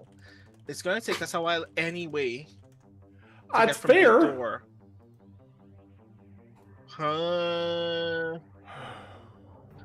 Oh, wait. Over the mind link, I go, do we really want to have to walk our way out of here? Because we can still just do the thing. Yeah, we cannot kidnap the Silver Flame, the voice of the Silver Flame. It's not kidnapping if she wants to come with us. I quickly informed Jayla of the possibility that we could teleport to Salvation, but I do not think that is a good idea right now. I mean, yeah, you don't have the time for a big back and forth, but Jayla says, we cannot do that while my people are here under control. We must stop this somehow, at least escape to where I can find some more allies. If we go all the way back there, she says, we can't do this right now. I agree. We can't do that right now. If you say Stonefire backwards, what does that do? Mitzelplick.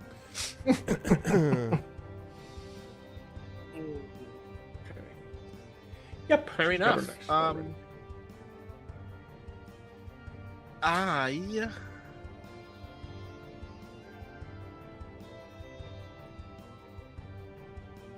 One can move and then Misty Step, correct? Yes. Isn't that a cantrip? That is not a cantrip. No, it's not a It's cantrip. actually level 2. Oh, yeah, you're right. But it's self. I can't give someone else the Misty Step. Keeping that well in mind, I'm really just gonna stay in. I'm just gonna stay in the brush here and wait. It's gonna take me a very long while. I'm sorry, but I would much rather we keep the kid as far away from there as possible anyway. So I guess we're moving slowly now. So are you moving up like 15? You could double, if you double move in quotes, that would get Yeah. you 30. So I mean, you know, like you could get up to like here, Eh, I think, might as if you well. do that. Yeah. Thrash, No, yeah, thrash, that would be thrash. around here. Yeah, that's, is that 15? 15, 20. Oh, no, you're right. No, you're right. Yeah. Yes, that's right. Yep. All right. So you have double moved to do that. That is going to lead us to Nisiana. I'm gonna move up the same spot with Jayla. Okay, Jayla will come up behind you like this. Okay, that was the double move. That is going to lead us to Alarian. I'm sorry, 5-foot squares or 10-foot squares? These are, I think they're 5 foot, but give me just a second whilst I check it out for myself. It actually is kind of important. All right, hang on. Oh, I thought they were 5 foot. Yeah, I believe they are 5 foot, but let me just double check.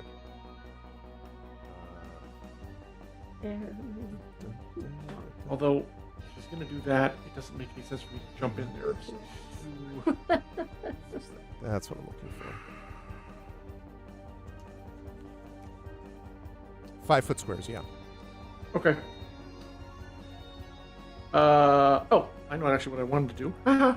So, no, I'm going to stay where I am. Although they're right. And is the brush so dense that I can't see the party moving up near me?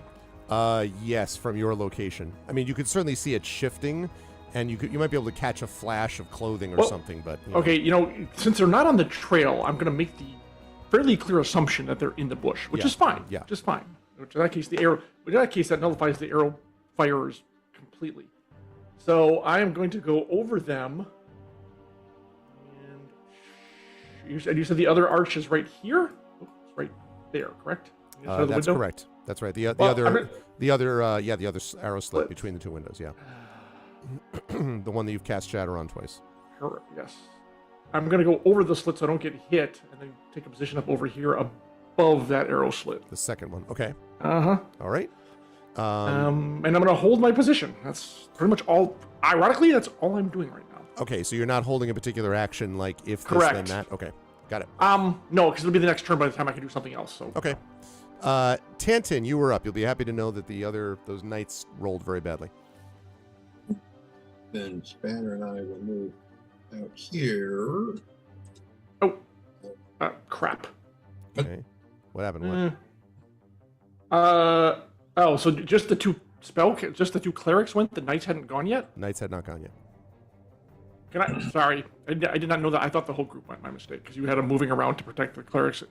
No, just shifting position, just exchanging positions. If they go for Merame, I want to then move to interpose myself between them and her.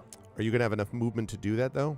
I think I do. I only move like 15. But flying is 60, by the way. Right, so 15, I'm pretty sure I can get 24, over here without too much difficulty. Okay, that sounds good. And he's not in the bush; he's above it. So. No, I'm that's about right. 20 He's feet above high, the yeah. bush. You will expose yourself theoretically to attack from the archers if you get out that far. I'm just letting you know. Yeah, I'll take it. All right, sounds good. Okay, go ahead, Tantin. So you moved out to this. Yep, Spanner has moved over to cover Jayla, and I'm stepping out to kind of to the edge of the bush. And can I make out which of these guys the guardians are centered on? Definitely not one of the front row. I would say you wouldn't have seen which of these two cast it, but they're in the same general area. It's definitely not the people in front. Okay. I mean, although it is surrounding them, because they're close enough, but yeah. But I can tell that it's none of the three guys up front. That's right. They're not centered on them. So Sleep well, Brahms.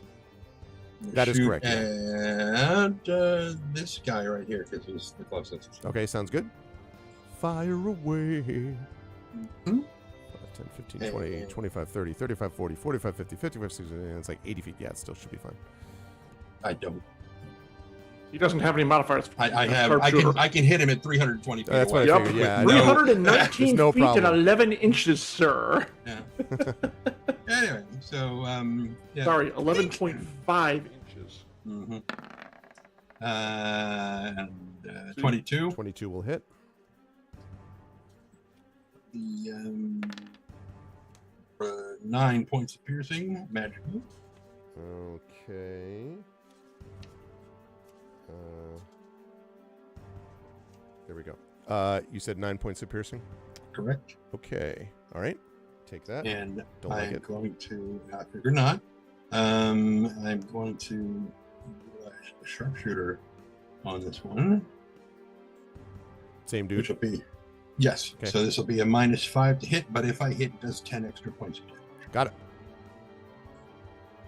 And I think that would be a 23 plus a -5. So whatever 23 minus 5 is. 18, which will hit. Okay. Woohoo. And so I do 19 points of piercing damage. All right. That is a lot of damage all at once. Let's see. Everything, And if everywhere, he- all at once. Yeah. And if he's the one that casts, that should be 2 concentration checks if that is concentration. You do not see the Guardians waver at all, which suggests that maybe it's the one behind him. That's Okay. the one that cast it. Well, you just have to shoot through him to get to the other one. Well, right, yeah, he was shooting at the one in front anyway. 'cause I know. that one in back- yeah. And now that I know which one is likely the one that has cast the spell, Mhm. I will focus on the other one. Because if he tries to duck behind his buddy, I ignore 1/2 and 3/4 cover. So, yes, exactly. So, basically, I tell Spanner, guard her. Referring to the jail. Right. And I think I might have enough movement. No, I was going to say I might have enough movement to slip back into the bush, but I don't think I do. Yeah, I don't think quite. I just had this image, by the way, of Spanner opening his mouth, and suddenly it is a wood chipper, right? Like, just like straight through all the trees to go up there. Okay. All right. Finally, so you've done all that, which means Spanner's gone. So finally, the knights which say knee are going to get a chance to go. So Well, they are no longer the knights. that's true. They do wish a shrubbery, and there's a lot of them around. So they are going to. So I can find where their statistics are that I had right in front of me 2 seconds ago. Of course you did. They There we go. Okay, let's see. All right. They are going to. All right, these three I think are going to close 5, 10, 15. Okay. No, they're not. Well, yes, you can interpose. So. So picture the scene. Mermaid's all set to go. She's got her rapier out. It's like, oh boy. Yep. And then, yes, very, very Iron Man-like, and I mean that in the best way.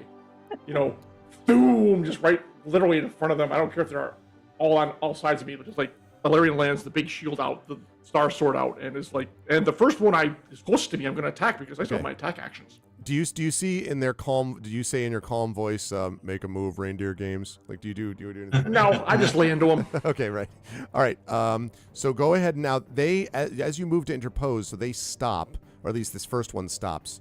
So it's like right that you are right on the outside of this circle of guardians. Yes, I was right watching for that. Too. Okay. So okay, go ahead and make your attack then. Yep. On this guy. As a bonus action, I'm also popping Spike Aegis. Okay. So just let you know all that. Okay. Sure. All right, attack number 1. Okay. Oh, I shouldn't have had it on. Well, it's 25. I'll take it That off will- advantage, though. that will Excuse clearly me. hit.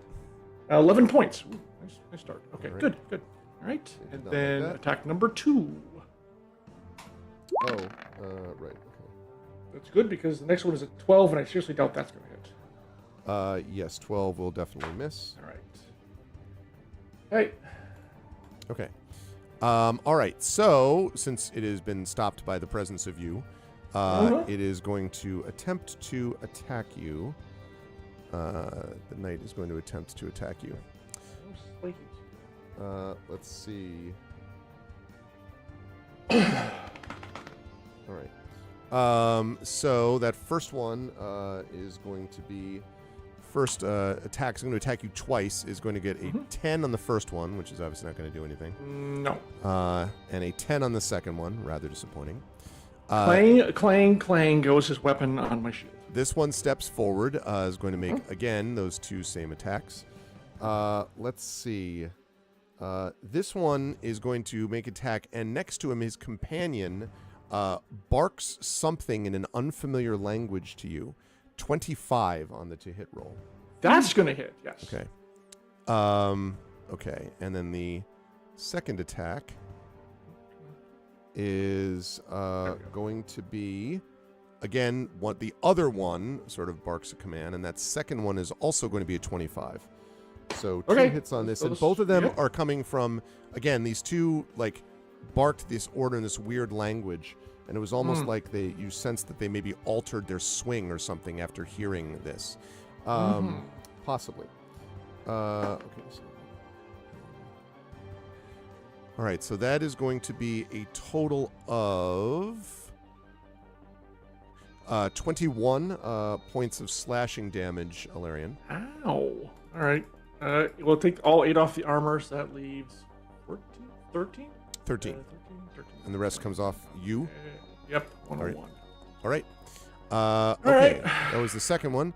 Third one is going to step up and is going to do second verse, same as the first. So we are looking again. And then the third one that had not yet barked an order, or barked some command. And once again, stop me if you've heard this before, we are looking there at, actually, that's 26 to hit. Yeah, that'll do it. With the first attack, and the second one is only going to be a 13. So Okay. that second Only one one that time. All right. Yep, well, I'll be taking all that. All right, so that is going to be a total of 8 more slashing damage. 93. Okay. All right, and that is going to bring us back to the top of the round and to Merime. Good. All right. Merime, now that she doesn't have to fend them off, is going to cast Synaptic Strike, Synaptic Static. Okay. Pretty much centered on these goons right here. Well, actually, she's got to do a little bit further back. It's a 20-foot sphere. Okay. Be very careful. She does not want to get me in it, but she wants to get all them in it. So it's like right here. Fuck it, right on them. Okay. I'm not sure what 20 feet is here, so if you Well, I want to was do the gonna math, say, if you're you're just going to 20 place it. Well, it's a radius around that spot. Okay, so then that's Uh-huh. probably fine. Yeah. Okay, Yeah. so 5, 10. Let's make sure it doesn't tag me in it because it's pretty nasty. Yep. Very nasty. All right, I believe I've felt this before, but what exactly does it do? So the first thing is 8d6 psychic damage. Each creature will take it. They do make an intelligence saving throw. Target is 18. Let me roll that damage first for all of them.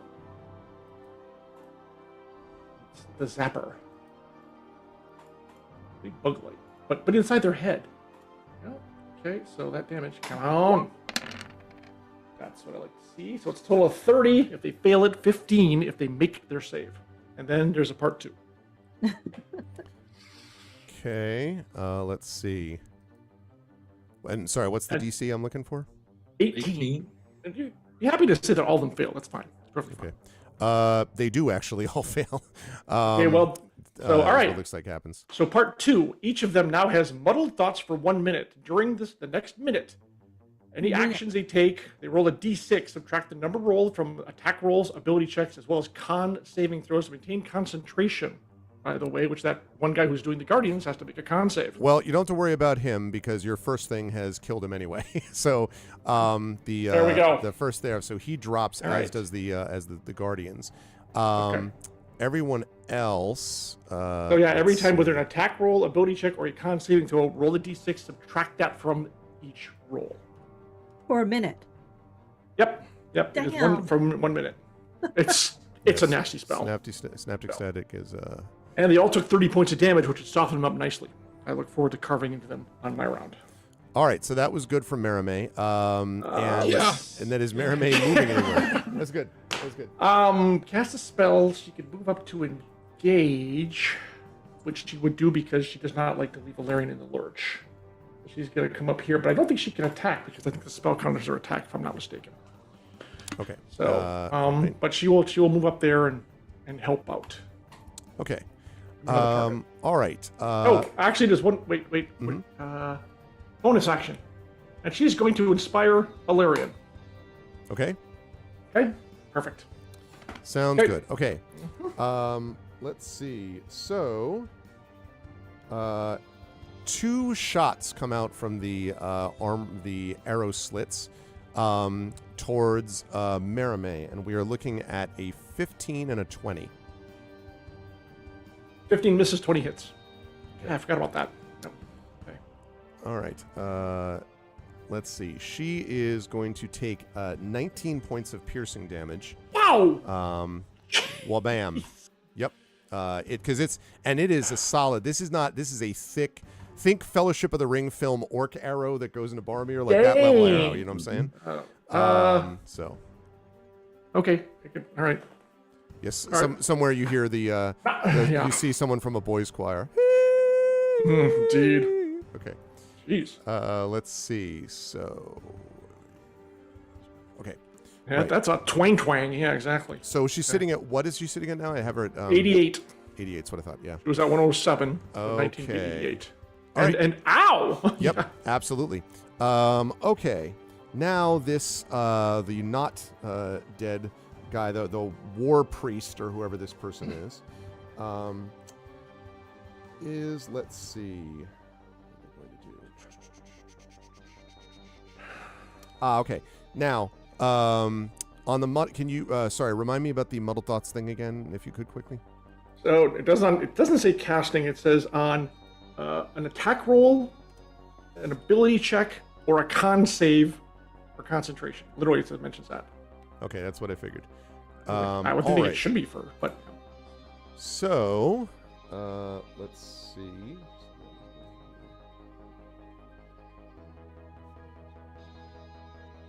oh, in it. Well, let me know when you're done, Arf. All right, so, right, speaks, intones some words, and suddenly you can see that both he and his companions seem to be looking better. You can see some of their wounds close up. Yeah, mass heal. and you can see that they are looking somewhat fresher than they did before. Certainly not all the way back, but Right. certainly more than they were. And he is, I think, going to stay more or less probably where he is, which is like moving up maybe there just to sort of stay behind the other side of the knights. Okay, that's going to lead us to Rowan, and Nisiana is on deck. Hi, Critchwitch. Rowan, what would you like to do? Are you making your slow, steady way, or? Yes, I continue moving very slowly. Okay. You're on your way up. I know this is a really fascinating turn, Rowan. Oh no, I am not in a hurry to get into conflict. For obvious reasons. You're now actually also right below, like as you look up, you can see the kind of the bolt tip, like, you know, sticking out from the wall above you, like probably whatever that would be, 15, 20 feet up or something like that, where the arrow slit is. But obviously you cannot see It'd it. be a great time to just cook off a grenade for like just 3 seconds and then just whoop. Has to be a pretty narrow grenade, but yeah, I know what you mean. You know, Yeah. just materialize the other side. Do I sense that someone is actually here? I mean, unless they're automated, you're pretty confident. It'd be unlikely that they're automated. It seems likely that someone's managing it. Okay, cool. Okay, so you're going to move up there, and then you're going to stay where you are, Rowan, I gather, because you're in that same I direction. am not going to do anything else. Okay, so Nisiana, you were going to be up next with Alarian on deck. Okay. So I am going to move up to, no, let me do the whole move thing again.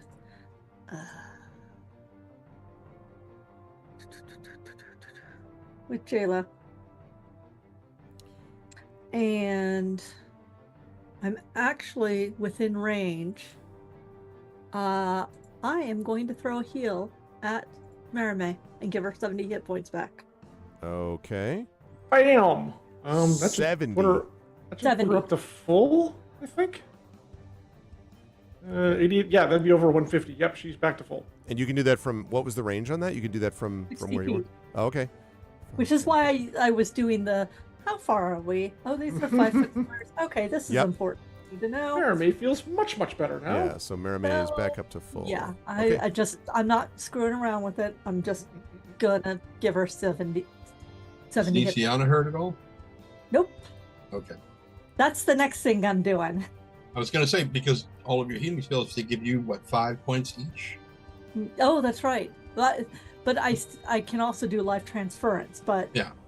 I would like to not have to do life transference because that's, people will yell at me. But Have she fun. doesn't see it happen. Including Marie in 2 weeks when she has our next session. Yeah, well, if she doesn't see it happen, and I'm in the trees, That's true. That's true. of course it's not subtle. Like I said, we're not as subtle. No, but at the moment with explosions rocking the area and everyone sort of running around, subtlety is, it's about as subtle as wandering around a carnival. Okay. So, good work, Nisiana. That leads us to Alarian with Tantan on deck. So, Alarian, you have 3 of these people in front of you. Yes, and they're dealing some pretty hefty damage, which I don't like. Mm-hmm. I'm Make going to them try to stop. Yes, well, that's the hope. Stop it, See? stop it, stop it. Go to sleep, go to sleep, go to sleep. Go to sleep. That's such a good sequence. All right, so here we go. Attack number 1. 21, 21 will hit, yep. 11 points. Okay. And that was the one, sorry. The one I hit before. The one you hit yes, before, okay. which I think is the center Yep. one? No, Yes. it was the one to, No, I the think one it's at the the one to top. the north, yeah. Yeah, well, I'm going to keep beating on him. Okay. Ow. Yeah, Does and not then, like it. Oh, so close. 28 for 7. Okay.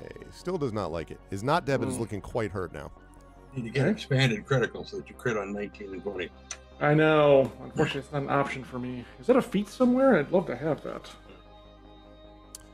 That's still pretty good damage, though. I can't complain, and I'm just kind of walling, And you're staying where you are, I assume, Yeah. Alarian, for that reason. Yes, I'm not going to leave Marime here, even though she's just looking much better. But That's no, true. That's correct. Totally healthy. Okay, Tintin, that leads us to you. I imagine like these 3 guys, their wounds heal a bit, and of course the priest behind them heal a bit, and then while they're watching Marime just back to full, she's like, "That's how it's done." Right, exactly. You're so Stab. cute. They're so cute at that age. Like, Right, exactly. Well, I mean, Kent is just, he and Spanner are both going to move up to continue covering and yada yada yada, and he's just going to shoot at the guy again. Okay. Because he undid some of Tantan's good work, and we can't have that. No. Exactly. Exactly. Put an arrow through his eyeball. Mm-hmm. Sorry, a crossbow bolt through his eyeball. Oh, right. Yes. So 27. Okay. 27 will hit. Yep, definitely. I figured it Sorry. probably would. I wasn't delaying on that. That's Let me 13, see. Okay. 13 points of piercing damage. Okay. It's not like that. I figured he wouldn't. And I'd like this even less. potentially, yeah. Yeah, potentially, yeah. 24. 24 will hit. Yep. That'll be 14 See? points of piercing damage. 14 points of piercing damage. Very much not fun with that. Okay, yes, got it. All right. Mm-hmm. Okay, takes all of that. Does not like it. Yeah, probably not. Let me double check something here real quick. What is my range on? Oh, no, I can't get it. That's a damn shame. I was going to say, if he was within 30 feet of me, I could put another 4d6 into that since I hit him twice, but not this. Not this. Oh, well. Oh, well. Yeah, so Spanner's going to continue covering Jailer from the rear. Okay. In that case, that is going to bring us to... Okay, so Spanner's covering it. Okay, so the bad guys are going to get a chance to go. And specifically, we're talking about these three bad guys that are in front of you. Okay, so let's see. First one is going to...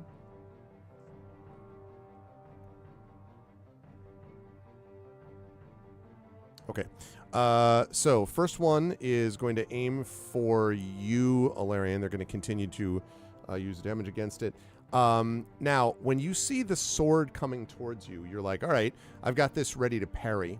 And then the red-robed, red-eyed, priest figure here back at the gate utters a word. This is a reaction. And suddenly, this goes from a 20 to a 30 to hit. Ooh. Jeez. Okay.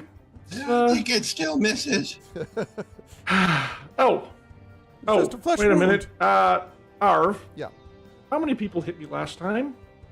Oh, two of them, I believe. Yeah, I forgot to roll the spiked Aegis damage.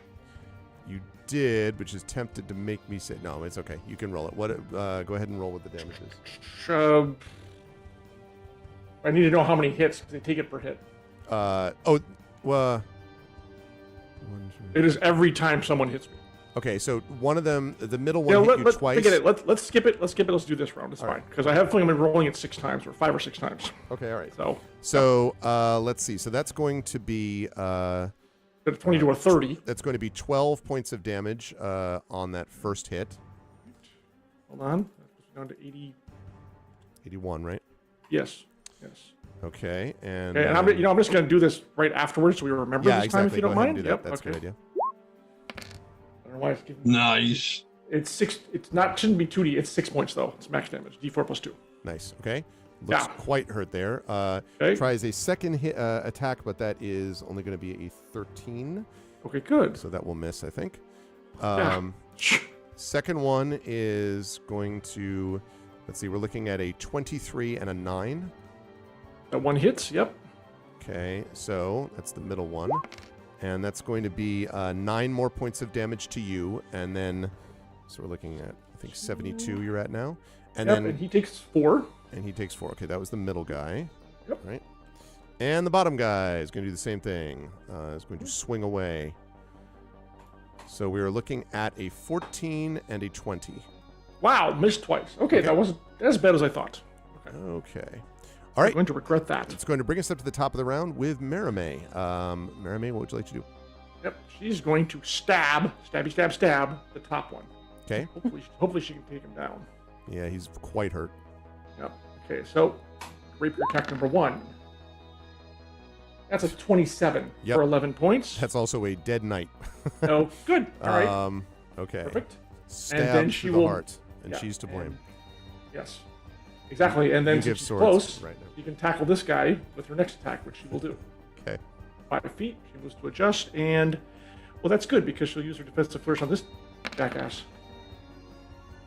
Or she'll get a 13, which probably ain't gonna do That it. is a miss. I don't think she has no way to boost her attack roll. No, she can't use inspiration on herself. Casting. She used. Nope, she's gonna have to take the miss. That's fine. It's Okay. fine. It's fine. It's all good. Took Oh. care of one of them, so that's better. Cut our attacks down by a third. I love That's it. true. The only way she could have done it is she moved to the other side of the guy so that he would have been flanking. That would Yeah, have but been the she's only not- way she would have. Yeah, but I'm not gonna put her back to the Right. douchebag there Exactly. until you take him out. So yeah. Okay. right. All right. 2 more shots ring out from the walls towards our Merame. Yeah, luckily she take it now. 15. I'm Nope. sorry. Actually, no, it's going to focus on. I'm trying to think about this. Will they focus on her? 'Cause I mean, just saw honestly, her I am moves kind go. of blocking the way. I hate Yeah, to no, I say think they're that, gonna. I think but they're gonna aim at you. I think they're gonna aim Yeah. at you. Before it was unclear who was attacking who. Now it's very clear who you're doing. So, Hey, she's the one who killed your guy. no, I know. One of them is a 15. One of them is a 26 on you. The second one's Valerian. gonna hit. Okay, and that one. Unfortunately, yeah, that's gonna hurt. And of course, that one is with this, mini ballista, basically. Yeah, no kidding. All right, that is another 9 points. Oh, that's not terrible. Is 63. I mean, it's not great. I'm not. This is more damage I've taken in a while, to be honest. Like, ow. Okay. So what are you at? 63. Out of? 114. You're fine. Yeah, I'm fine. okay so far. Okay. You're fine. And you're You can walk that off. You're just walk it off. I will fly that off. Thank you. I won't Okay. walk anywhere. Now the let's see. The guy behind you is going to take. That's right. Okay. Right. Okay. Raising his hands above him, the red-cloaked figure intones more ominous, numerous, this terrible-sounding, ominous language. And roaring from the heavens is a column of flame. And it's Does Merime have a reaction for a counterspell? No. Damn. Her counter charm, it has to be an action on her turn. And she does not have the counter spell. So Wait a I'm minute, let me going to double-check. need. Oh, hang on. Go ahead. hang on. Yep. Silvery barbs is what I'm thinking of. Oh, wait a minute. One moment, please. Hold, please. Oh, please. And it exploded. Because I'm pretty sure Magically she has distract the triggering. Yeah, she hasn't used her reaction. Magically distract the triggering creature. No, that's only for rerolling a d20 on an attack. Ah, okay. Yeah. Yeah, this doesn't work. Oh, well. Unfortunately. So I'm going to need dexterity saving throws from both Merime and Alarian. All right. So Okay. the good news is that I'm a shield master. So I will take half, and if I make my save, I will take none. On a dexterity What? save? Yeah. Anything. Wait. You know what? Let me look that up. 'Cause it doesn't need to target Yeah, I me. need to double I want to check make. that, Yeah. No. That's quite all right. I'll just put it up. Well, I'll get the AC bonus spell or the target's only you. Effect that allows Against you to make a spell or other harmful effect. No, but it's number not 3. targeting only you, though. Number 3. Effect that allows me to make a dex saving throw, take half damage. Use my reaction to take no damage. If I Oh, I see. Okay. Yeah. So It's if you basically succeed on putting the the saving shield. throw. I Okay. mean, which is silly on a flame strike, but I'm going to take it anyways. Okay. It's all good. All right, she will make. So she's going to make hers first because she has like a hella dex save. Yep. This is Merime. Mega dex save. Except if she rolls that. That is not going to work. And again, I don't think there's anything I can do for her. Nope. That's going to make it. So she's unfortunately going to take it. All right. Now me. Yep. I mean, Marie, thanks for taking that for me. So hopefully I can actually do a good dex save. Right there with her. Oh, Wow. Both of you are going to take a total of 15 radiant damage and 15 fire damage. So you're both going to take 30 total Ouch. points of damage. yeah, that puts her down to 117. Okay, I saw Okay, something. now I'm hurt. I'm at 33. Oh, okay, I guess I'll Ow. I guess I'll make sure you're okay. This is the problem with having. I'm sorry. 60. Yeah, I was at 63. Okay. That's the problem with having not a great dex. Okay. Ouch! That's going to lead us to. Wait! Stop! Yes. Well, I want to use my bardic. I wish to use my bardic. I want to use my bardic inspiration I had. Okay. I would have used it because I knew I would have failed to save Arv. Okay. I apologize. I forgot. It's okay. Since once I had one. It's a D10, and watch. I probably won't make this yet, anyways. You All right, here we go. Ah! Or it's a 10. All right, so then Alarian's only going to take 15 points of that damage. Nope, I take none. Remember? Oh, that's right. That's I right. made my that's right. save. That's I right. take no damage. Nice. There we go. I am much better. I do apologize. I should have pegged that as soon as I rolled the 10. It's okay. No, it's okay. Just Okay. make sure you make a note of it so we can make sure. Oh yeah, as it's we're going gone. through It's and that gone. happens. Okay. Absolutely.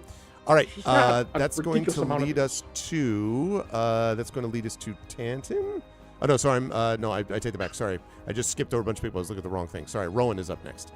What would you like to do, Rowan? You can see a couple of injured people. You could see what clearly was flame. You're familiar with flame, and some flame just Intimately. yes, Just some gonna flame say just that. roared down. Yes.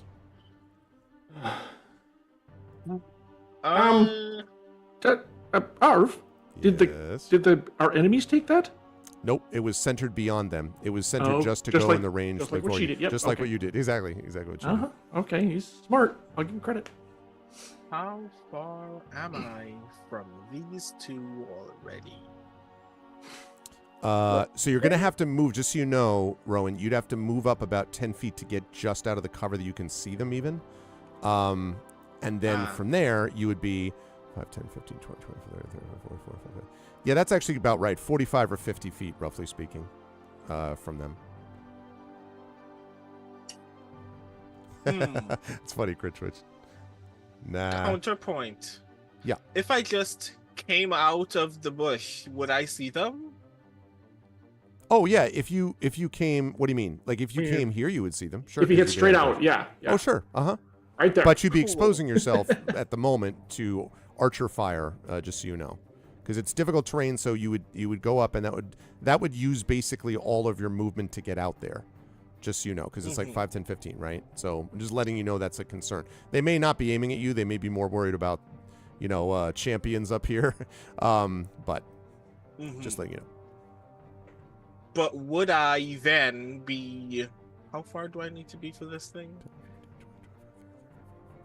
About Would 55 I feet then? away. About 55 feet away. Okay, Yep. cool. Wall of fire. I was waiting. I was like, just let's. Where is it? Let's go with the wall of fire. How wide is this again? Right, 60 feet long. So,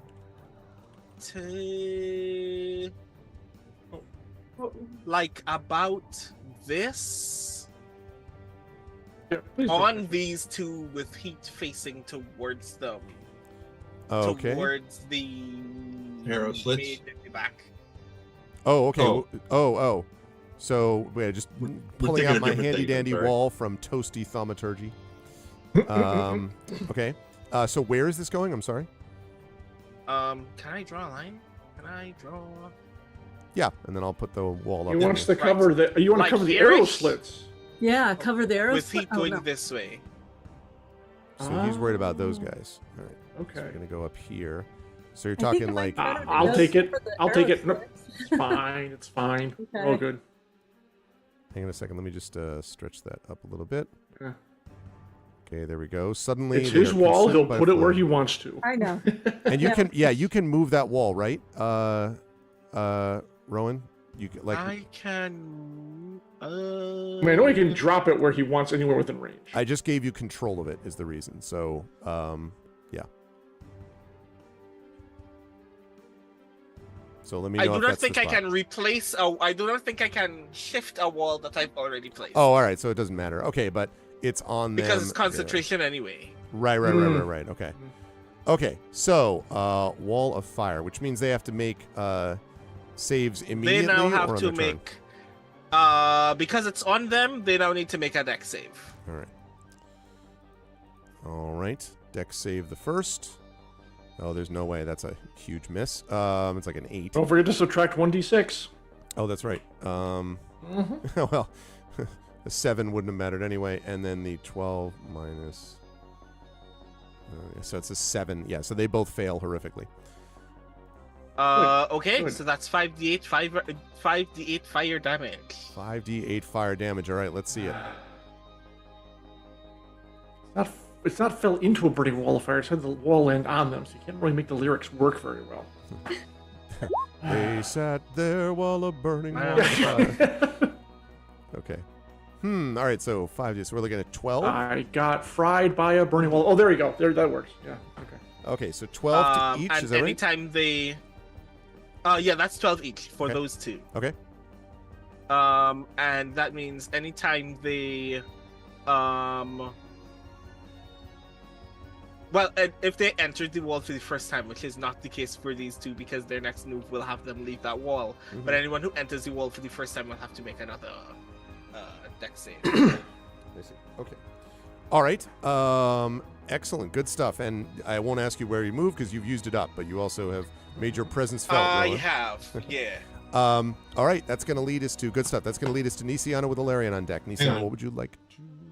Okay, I'm gonna move up. Wait, Trend had a question or a comment? Or something? How close is the priest to that wall? I believe about, because you dropped it right on them, so I think about 12 feet behind. Is that maybe about 10 to 12 feet? It looks like. Because if he's within 10 feet, yeah, he's within 10 feet, he takes the damage too. Oh, all right. Well, then he probably is going to take the damage because I'd say it's as close as he can get. Okay. Yeah. Thank you for the. Unless he makes a dex save. Minus 1d6. That's it. That's over at the end of the stream. He does not make a dex save, so he's also going to take that 12. Yeah. Thanks, Ren. All right. So okay, that is noted. All right. And go ahead. Nisiana. Yeah. I moved. Okay. And I'm keeping Jayla with you still. Is that what Oh. you want to do? I mean, correct me Yes. if I'm wrong, but okay. I did not mean to do that. You fire a leaf petal. Green bolt of light Yeah, comes exactly. up. Well, okay. Do you need some healing, Alarian? I wouldn't turn it down. Okay. Let's put it that way. Uh, I mean, it's unlikely this is the only group of hostiles we're going to encounter, so you Yep. know. hold on. Just working Yep, on it. yep. Figuring out Yep. which thing I can use on you. Mm. 'Cause you Shield, are- Shield Master and Bardic Inspiration for the win. Boy, that was Okay. So who is actually hurt in the party? Just out of curiosity. Well, you know, Mermaid's down 30. So Merrimack, you, Rowan, where are you? I'm 47 now, which is just above half. But Okay. So I am going to do a mass healing word. Hitting everybody in the party who needs it. Thank you. So, because that's all I can do because y'all are far away. Okay. That's You need a line of sight for this, Nisiana? Hold on. That I can see within range. Okay, so if you're going to get that, then you need to slide. You need to get to one of these open areas then, if you're going to do that. Like right now in the bush, you would not have line of sight on them. You'd need to get here, and then you'd be able to see the people you mentioned. So I would need to move to actually here. That's right, exactly, yeah. Okay. All right.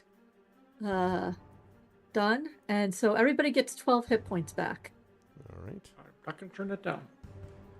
All Okay. right, 75 for me. Make that 13 hit points.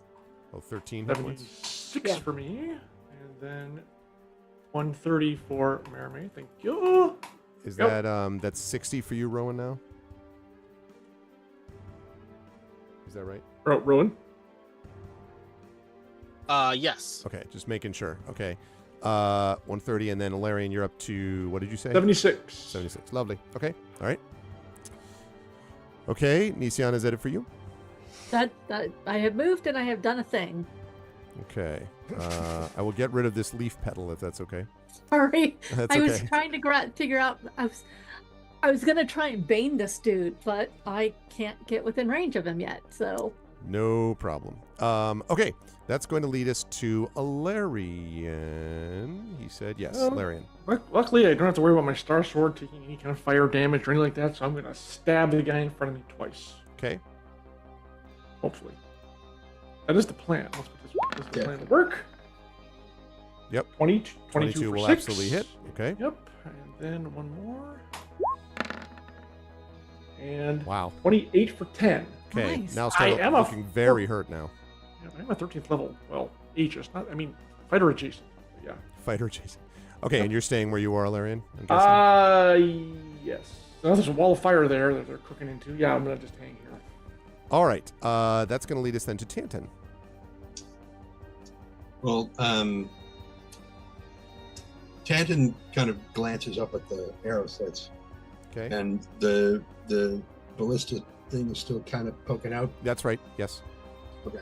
So he kind of issues a very quick command to Spanner, and then he's going to shoot this priest dude. Okay. Sounds good. So, Hit him with your best shot. Put them out of my misery. okay. So that is a 17. Not enough. That is a miss. Okay. Second verse, not quite the same as the first. That's a better verse. 28. Yeah, okay, that's a hit. That's And the that keeper. will be 10 points of piercing damage. Okay. He is starting to look fairly hurt too. Okay. And then you're now you could. I was gonna say yeah, you can actually slide there. Now, what Yeah. is Spanner doing when you issue that command? Spanner is going to Run look up the wall. and, Okay. and basically Okay. Parkour. he's going up and he's just biting down on the part of the weapon that's sticking out of the well, I mean, Can he is get the- up there? Because you it's said it's 5 feet. no. 15. The window, the bottom of the window, but the arrow slit. That's what I see. I didn't understand what you meant by tactics. The arrow slit is up like 15, 20 feet. I was talking about the window next to it. The bottom of that window next to it is like 5 feet from the ground. But the arrow slit is up 15, 20 feet. I was like, why is that tactically bad? I don't. Okay. So now I understand. Yeah, sorry. But that's But no, not- the tactically bad thing is having very high ground cover up against the face yes, of the yes, building. yes, yes, yes. That That's true. is stupid on their part, because anybody can go in there and just plant a bomb. Oh, let's just take a delayed blast. Plus, then you get fireball and put it groundhogs in here and there. here and here. Yeah, I know. Okay. So instead of doing that, what is Spanner going to do? Spanner's going to move up next to Jayla, and he's basically going to interpose himself between her and, as close as he can, the aerosols. Okay. Makes sense. Provide her some cover. All right, that makes sense. Okay, on their turn, Rowan, correct me if I'm wrong, at the beginning of their turn or the end of their turn, they take this damage from the firewall. End of turn. At the end of their turn, okay. Unless they move out of it, theoretically. So, Which, if they're like, ooh, ooh, ooh, ooh, Yeah, I know. ooh, and end up outside of it. I think what they're going to do is one of them. I'm gonna have to move the wall for a second. More than a second. One of them is going to slide forward and like this. So it's going to basically slide behind Alarian to try to flank and also get out of the hot fire. And I get no attack of opportunity on that? No, because he's staying right within range of you the whole time. Like he never leaves your spot. He's like, he's only Yeah. moving 10 feet, right? And he's pivoting around behind you. So he is going to attempt to attack you with a flank, which means you are going to probably hit him one way or the other. That first swing. Okay, he's going to be right. So that means he gets a total of 23 on each attack, Okay, yeah, he's going to hit me. which means he'll be hit twice as well. So we'll talk about that in a minute. Yep, that's Um, correct. But let's see. So where I see what damage that they do. They do. Okay, that's what I thought. 11. So that's 22 points of slashing damage to you, Alarian. Total? Yeah. Okay. And now he hit you twice. So Yeah, 1 second. 52. Just got to get down there. Yep, and then he's going to take 4 and 8 points total. okay, that was the bottom one who wasn't as badly hurt, but is still feeling pretty hurt. Okay, is this guy going to keep a flank or is he going to get out of the wall? I think he's going to stay there. Nah, I think it's tempting because he probably is like, kill the intruder. Self-preservation's probably still, they're not, you know. Yeah, no. So he's going to slide out just down to there, so he will Yeah, not. good. He will not be flanked, but he will. He will not have a flank, but he also won't be in the hot fire. Okay. First attack is going to be a 10. The second attack is a 16, which I don't think either of those is going to hit. All All right. That's going to bring us to the top of the round. You start to hear more shouting and like the sound of conflict on the other side of the gate, but nothing like bursting through or whatever. But you can hear them. You can hear the sounds of it. I should say, by the way, that the gates are spring-loaded, so that when they went through, they then slammed shut behind the guys again. Okay. All right, Merime is up first. Yeah.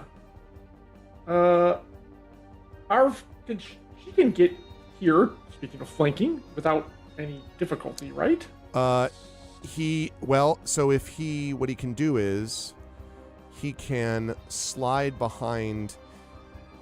He can get out of Merime. So he could. Oh, Merime. That's right. I'm sorry. Yeah. Merime's moving. Yes. Merime could do that. Yes. Yes. Yeah. Absolutely. Yes. Okay. Suck it, pal. And now we move up to advantage. And yes, she'll be stabbing twice. Okay. And it should hurt a lot. 19. 19 will hit. 13 points of damage. She's gonna flourish very here, hurt. using her bardic inspiration. So that's another d10 of damage, which may be for 1. And sure, armor class goes up to 20. Oh, Okay. That's right. Second attack. Just a That's flesh well, first attack though. Second attack. Exactly. It's gonna be 22 for 14. Yeah, and that kills him. Just pierces him directly through the throat. Excellent. Okay. Okay. Good. Alrighty. That was a movement and attack. She is done. Okay. Actually, she's going to bardic inspire me again. All right. All right. Let's see. 3. I gotta be careful about this. I gotta save those last 2. All right. Let's see.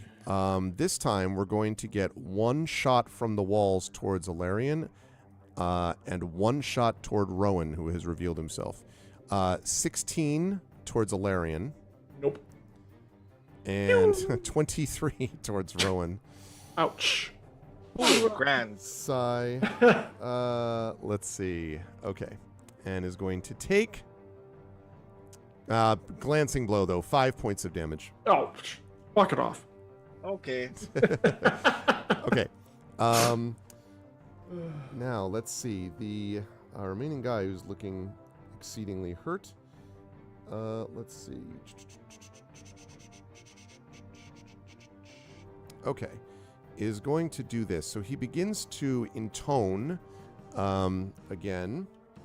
So casting. Yeah. Let's see. Oh, question is, can he get to... No, he's not going to do that. That would be silly talk. Okay.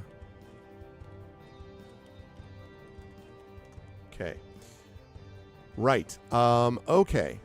Looking through the fire, you can see that he is intoning something, and he points at you, Alarian. I need you to make a charisma saving throw, please. All right, I have the bardic inspiration at the ready. Okay.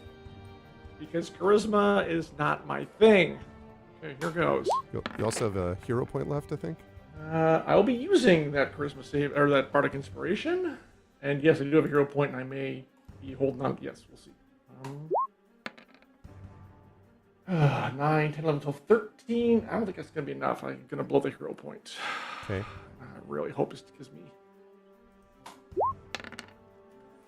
19. That is a hell of a hero point because wow. for one moment, Alarian, you find yourself on the side of a mountain looking at the stars for only a moment, and then you're back where you were. Whoa. And the guy is just like, wait, did I just disappear for a second? yes. Jeez. Oh, peaceful. He's like, what just happened? Yeah. Yeah. He looks Some exceedingly snow disappointed. brush you off there. He looks Okay. exceedingly disappointed. Okay, and he's going to stay exactly where he is. Rowan, you were up, and Nisiana's on deck. Clutch hero point. That's how you do it. Yep. Yeah, thank you. None left. Obviously, I have 0. Yep, that's worth it. Worth it. Oh yeah. Okay. By the way, Rowan, if you get next to me, I can heal you. This is true. Just a point, but also you can't die while you're in my aura. Just also putting that out there. You cannot die, McLeod. I guess kind I'll of a come big- around kind of a big deal, here. yeah. What else? Being But that damn wizard needs to be distracted or something. You know, Arv, it is especially funny that you should quote that film because Amal is live tweeting when I she's saw watching it that. for the first time. And she's like, "This is the greatest movie that's ever existed." I'm like, "Yeah, it is." Well, she also pointed out some things like, oh, which of these characters hasn't disrespected a woman yet? Right. That guy. Right. Yeah, Oh exactly. wait. Wait, Then- what are we talking about? Highlander. Highlander. Trust me, the bad guy does bad things. Oh, to women, jeez, yeah, too. he does. Oh my God. I mean, But- I've Oh, never she seen hasn't. that She hasn't gotten to that part. But the has she? get out. No. Leave this call. The Corgan is terrible. I'm gonna insult you even further, Trent. The only experience that I've ever had with Highlander is the TV series. Actually, the TV series It's is okay. The TV series is good. The TV series is damn good. The movie Yes. is The though movie. legit. There's only one movie. There's only the first movie. Thank the you. rest don't exist. Yeah, There that's can true. only be one. And There then was- the TV show is actually, I really enjoyed Adrian Poe. I enjoyed the way the mythos opened up. But There was a slight fever dream in the moviescape where the fever dream was Mario Van Peebles going, "That could be only one." I forgot That was about cool. that. The rest of it, nah. the whole alien bit, the surfboarding and the Yeah. Who wants at to live the end is the ability to have a child. Ugh. Hey, Prince Justin. Okay. So, Roland, Right. what are you doing? So me, You. this guy is 120 feet away from me or less. Oh, yes. Yes. Right. Synaptic static. Oh my God. Is it like the second time he's been hit by this? Yeah, it will be. Oh my yes. God. I mean, he gets to make his sleeve it full, though. He doesn't. He no longer has the problem. That's After true. the first time, he's like, "Ah, well, good Seriously. thing that'll never happen again." This is wisdom, right? Intel. Oh, intel. All right, intellect, intel. Yes. All right, and then what's my target number? What am I looking for? My DC 16. He did make that. So Hey, what's the yeah. effect? Well, Did he he do anything? still takes half damage. Yeah. He takes half damage. Okay. Right, half of a the D6. D6. All right, so go ahead and roll this absurd amount of damage. Oh, if I use Rorum's Psychic Lance, that's an absurd amount of damage. This is 24. decent. Okay. 24. Yeah. So it's going to be half of that, right? Right. Okay, right. Excellent. He's starting to look quite hurt.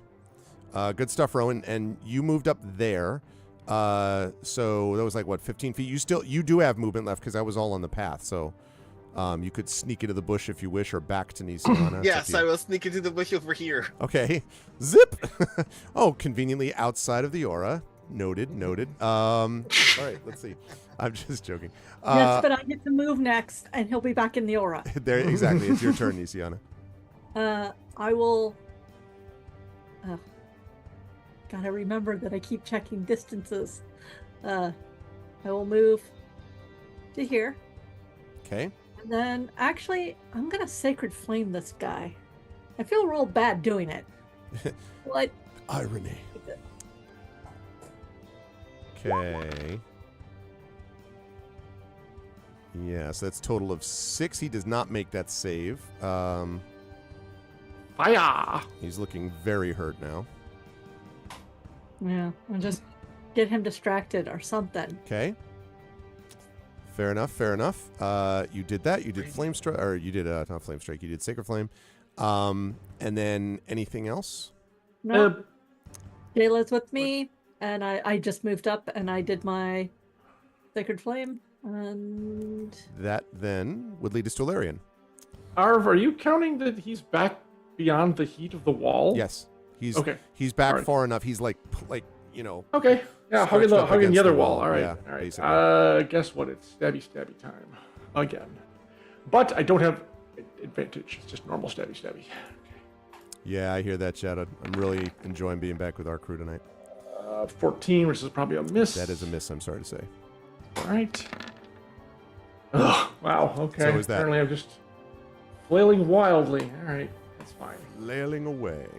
Mary May is gonna probably take him out next round, I think. All right, Tanton, you're up. Okay, so ducks out at the red cloaked dude, or again, or Yes. yes, okay. Yep. All right. I want him off the field. We're That's so- very 20 quiet, will by the way. definitely hit. Yeah, you got quiet all of a sudden, but Yeah, we lost you. Ooh, there we go. nice. It's 14 points of piercing damage. All right, and it strikes him in the eye, and he falls Well, over thank you for making my dream come true. and Cool. expires. And Good. the second attack is going to go through the arrow slit. Okay. Okay. I would say to. Yeah. Okay. You'll need to like get out like maybe 5 feet. I would say to get an Yeah. angle. Not a problem. Are you doing that on this one right here or this one over here? This is where all the shatters were thrown, and the other one is where Alarian like poked his crossbow bolt in and fired away right there. So you have a preference. Both of them are going to be equally hard to hit. No, they're not. Well, not yes, for they him. will. No, they'll be equally hard to hit. They're just, whatever I roll. Yes. Um, Right, because you're sharpshoot, because you can ignore cover, right? Ah. yeah. I mean, if it's full cover, that's one thing, but you already No, said it's 3/4. Yeah. So, yeah, I will move up here, Okay. and you might as well move Jayla up where she's going, so that I can have Spanner There you continue to follow her, because that's all he's going to do is continue to provide cover for her, and I will fire at. He's more or less. Spanner is more or less going to be providing cover for her from this one, so I'm going to shoot at this one. Okay. Sounds good. So, bink. 18.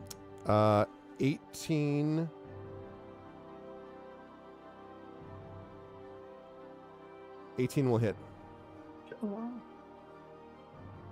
That sharpshooter spell ability is Yeah, that's what nice. makes it so Kind of useful. crazy. Yeah. I All was right. I was that close to putting the sharpshooter effect on it as well, but that he would have missed at that point. Yeah. So yes, 11 piercing. And Okay. Pearson is nothing to sneeze at. You see the bolt sort of sticking out waver, but you don't know whether they're living or dead, but the bolt doesn't Ow! drop yet. Oh yeah, for sure. And because I hit, and because he's within range, Yes. arcane jolt. Oh, nice. Okay. So this is going to add another 2d8 force damage Outstanding. onto this. Where is it? Okay, fine. 2d8 plus 5. Did it the hard way. Yeah. Add 5 to this. 9 plus 5 is 14 points. Outstanding. I would Force. like you, please, to roll a 1d8, please. Just 1d8 by itself. That's kind of scary when the GM randomly says that. Beats himself. Okay. So you hit it. You hear a grunt, and the ballista bolt flies off and embeds itself right next to Rowan in the little flower pot there, like the flower bed. So it's just stunk, and then like sort of shakes. And there's clearly no one up in the arrow slit there that's living anymore. In that one. See that happen? I'm gonna look over and oh, sorry.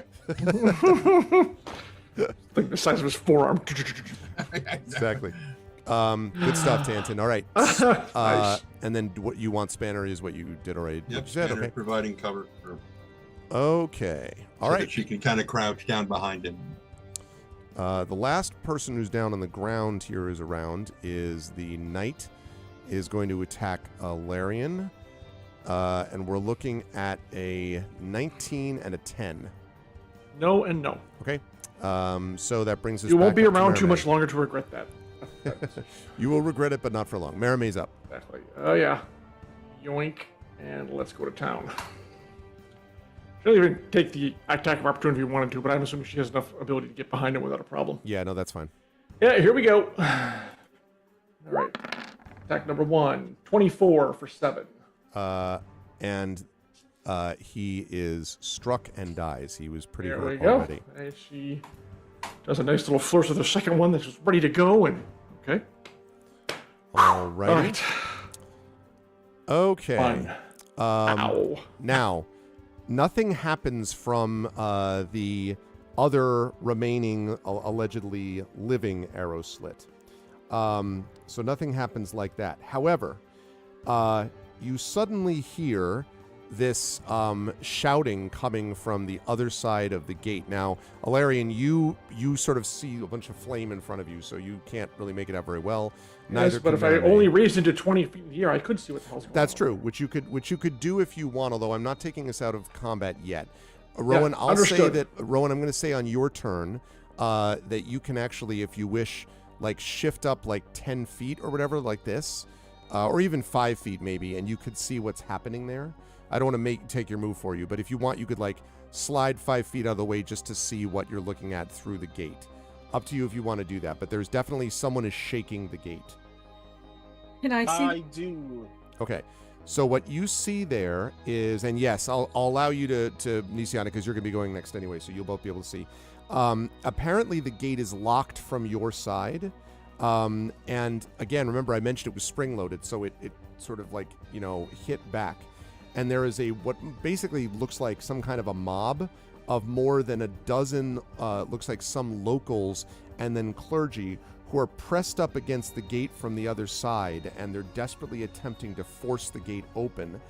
Behind them, though, you hear screams, and one of the ones that's in the back of this group is cut down, and you can see two armored figures, their eyes crazed, looking like Templars, methodically cutting through the crowd with poleaxes. So they're just, wiping them out. From behind you, an explosion rocks the upper level of the Grand Cathedral, and another one of the spired towers comes crashing down onto the garden path to the west. So there are basically two, as you can see, these two ones that are like pushing and madly at the gate trying to get in.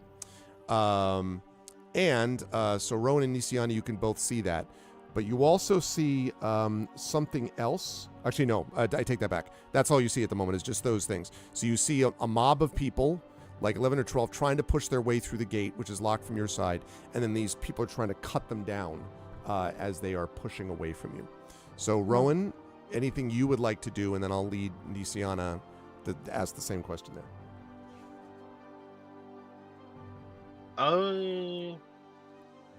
Let them in. Christ. How do we want to let them in? They're innocents, yeah. They're innocents. We have to go that way anyway, so we're gonna have to go through the people trying to kill them. Let them in. Or you direct them around the wall of fire, though? Right, or do you want to drop your wall? You can do either. I It's do, up to in you. fact, want to get rid of the wall of fire. Geez, Can I hey, just- whoa, thank you. By Yes. putting it over. There we go. All right. I guess I open the gate. Okay, you can do that actually.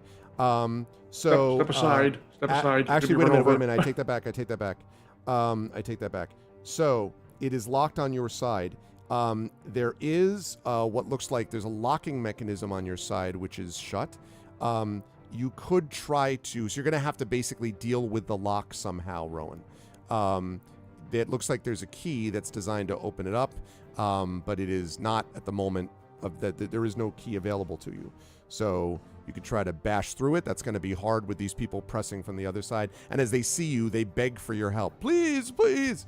Or there's a locking What happens mechanism if on I your side. firebolt the lock?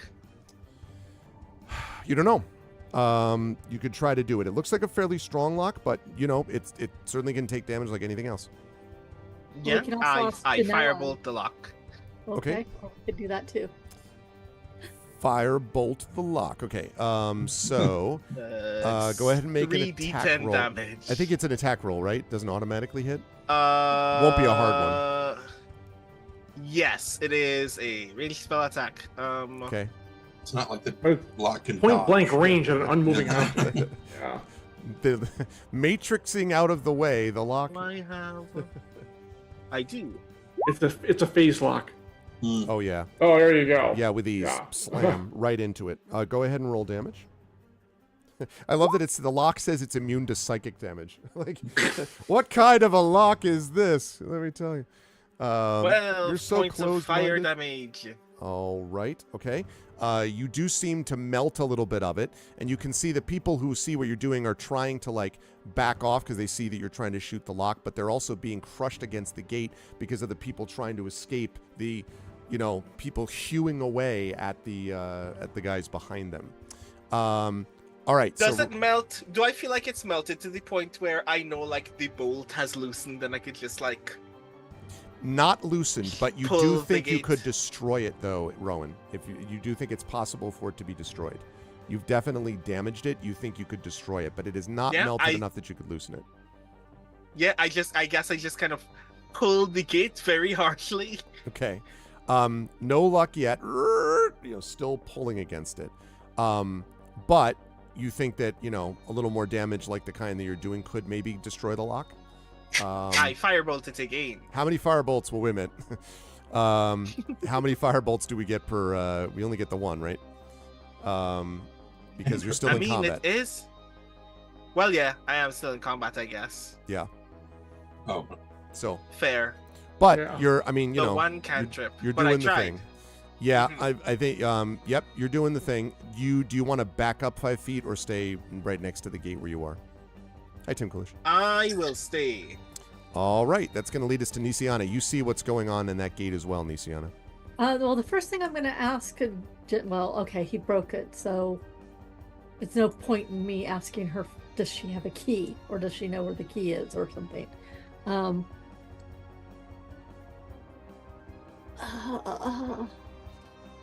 going to move up. Yeah, I'm going to move up. Okay. So actually, I'm next to my sister. So my sister can also put her body in between Janella and this crowd. Okay. And I'll move Jayla behind you there. Good. Jayla. Can I see one of the bad guys from here? And are they within 60 feet? No, definitely not within 60 feet because they're behind the mob of people that is like 12 or 15 people deep. Okay. So no, you can maybe make them out. I think you could maybe see them, but you definitely can't, or you're more than 60 feet from them though. Are they 120 feet? Yeah, they're within 120 feet. Okay. So I'm going to guiding bolt one of them.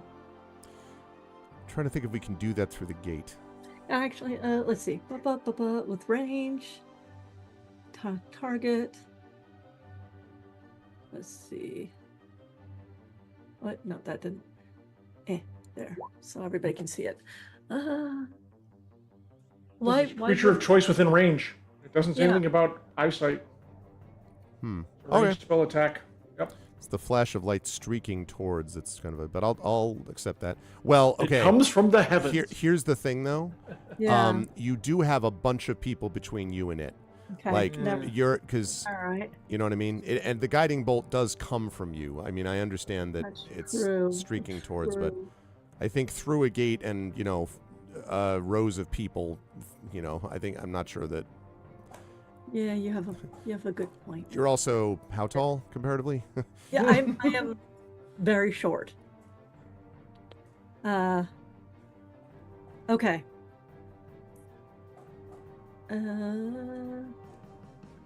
Rowan is there. Moved as far as I can move. And Larian is on deck, Tanton following. I can't. Oh, I could. Oh, everybody will be so mad at me. How far down are you, Valerian? 52 out of 114. And we have 2 Templars coming our way. Yep, we do. Okay. I think I am going to do the dumb thing, and Mary May is actually going to be able to see it this time. Only if she's looking at you. There's a big crowd with Rowan there and Illyrian about to head to the gate, so there's a lot of distraction going on. Well, there is and there isn't, but I mean, I'm going to do life transference. Oh, we've done it. We're ringing the bell. Life transfer. Rings the bell, and like before, it does the whole swirl. Oh, that's true. You're not subtle about it. And I throw basically the dragon to you, and Okay. darkness comes over me and pulls light out of me into you. I only rolled a 12 for her perception check, but that's still pretty. That's pretty, like, there. So 12 points from Nisiana. Wait, that's only no, it's 12 points plus the 5, 48. Wow, I've rolled really terrible. The 2 ones 40 didn't help. Yep. So 12. And you take twice that necrotic. Okay, so you take 12 damage, right? And then I take 12 and he gets 24. Right, so you're Oh, no, at sorry. 11. No, he gets actually double plus 17 Twice the times. necrotic damage you're taking. Yeah, so he gets, but all my stuff goes plus the plus, so it's 17 points. So I take 17, and he gets 34 points back. Oh, you take 7. Okay. Are you sure that life transference plays off of that same idea, though? Because looking at the description, it says you're taking 48. It doesn't say in addition to any modifiers. But You see- isn't you this see what I'm asking? So this isn't really a healing spell. No, This is it's a necromancy. spell. Exactly. Yeah. So it's 12 and 24. I think it's 12 and 24. I mean, yeah. sorry. I think Arv was going to rule it. It's 12 and 24 because it's not a healing Okay. spell. Yeah. Well, I take 12. I will take that 24 points, though. Thank you very much. That puts me to 76. 78. That's going to be very... You're at 54. 78. I was at... Okay, I thought I was at 52. I'll take it. I'll take your ruling, GM. I think it was, but 78. And then Nisiana, you're at 111, 123, right? That is correct. Okay. And if she only rolled a 12 to notice what would happen. I And mean, I actually didn't lose that much in the way of hit points this time. exactly. And there's a lot going on. So I Yeah, rolled I an would- advantage. She rolled 2 12s. I'd I'm say gonna it's she unlikely that didn't- she I'm noticed, going to yeah. say she noticed. Yeah. Probably. You snuck it past her. Okay. All right. So that's Nisiana. Is that your turn, Nisiana? Sorry, Marie. That leads us to Alarian. Yep. Who glides forward and tells Rowan to move, and it's basically going to shoulder him aside, literally. And I am going to attack the Doing lock. 700 points of damage. Yes. Ah! Spike Aegis. It's like the tail on Kong Island. Youch! And they're going to try to tell the people to stand back, but I'm just going to, if someone takes a hit on this, I'm sorry. I'm going to strike the lock with my Star Sword. All right. 18 for 7. Okay. So let's see. That was that towards that. Okay. It looks almost broken through, but not quite.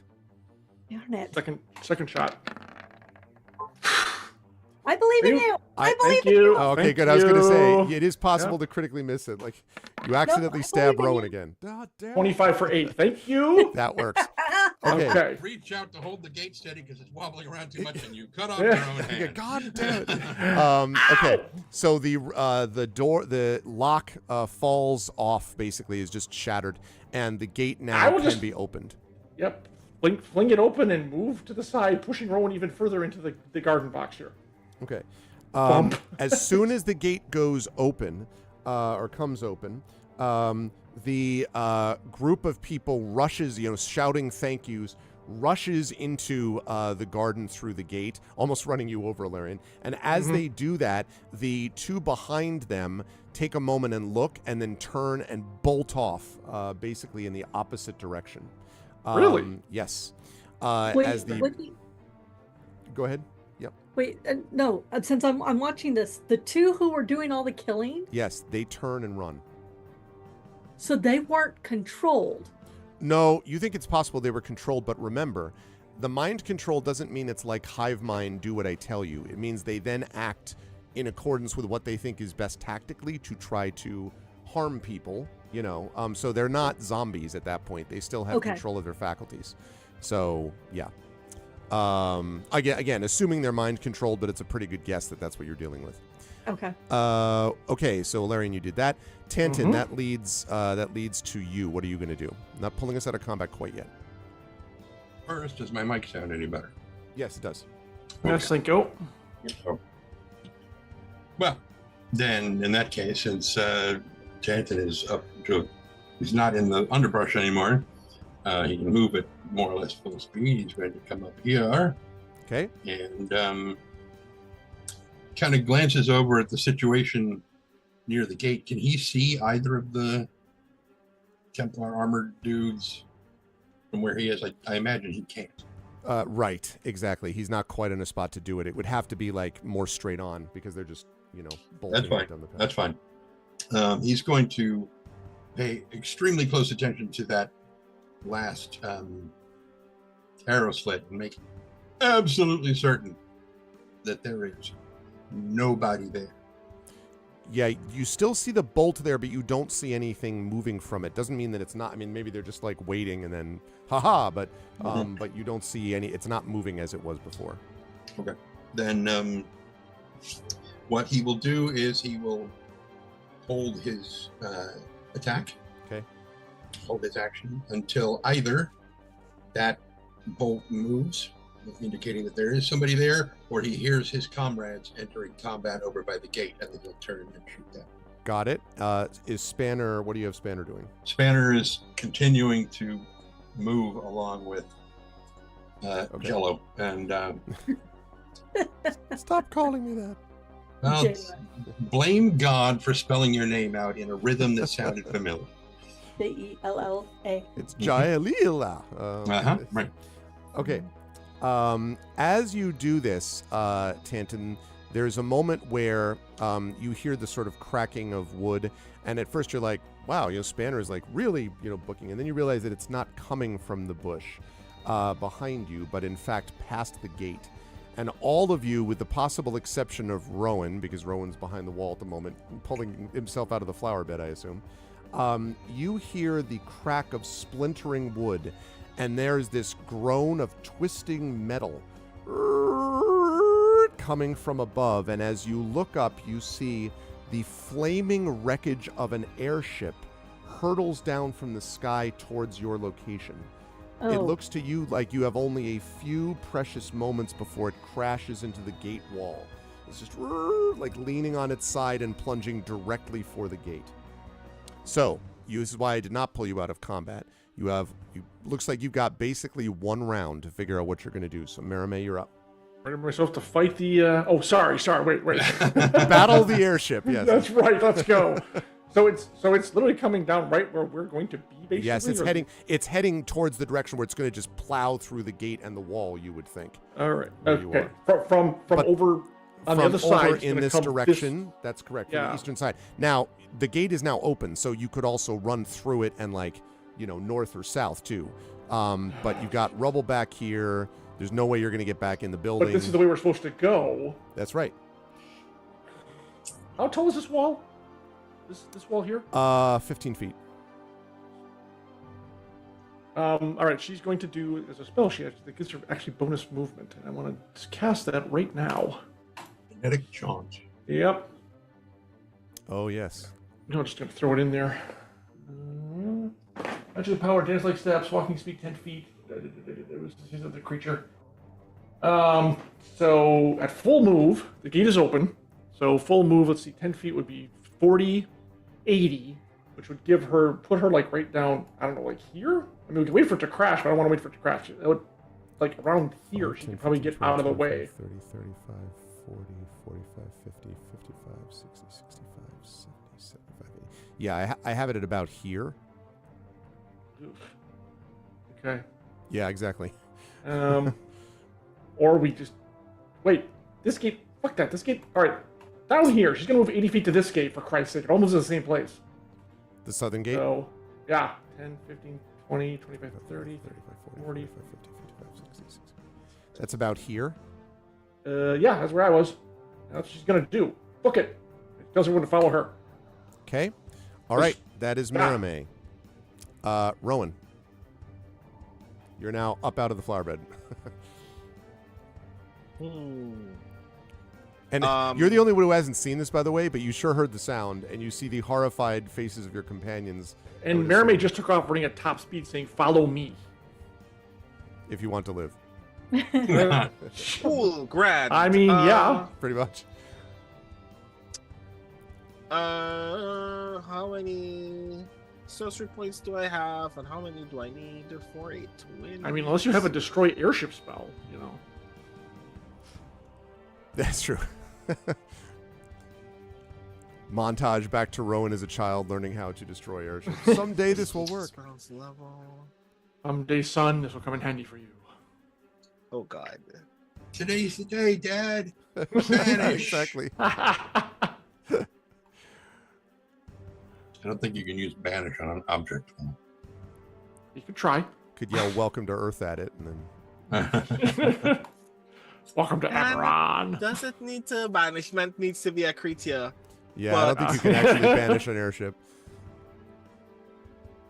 But disintegrate. Oh, You're not going to get an entire airship, dude. it's true. You might break it Also, apart further. if I need to be 60 feet away from a falling airship, then I'm already too close to the airship. But I do want to So point out maybe how I- epic it would be, though, for you to climb to the top of a For wall. me to still be standing. Silhouetted as you just underneath. like this, as it's just like.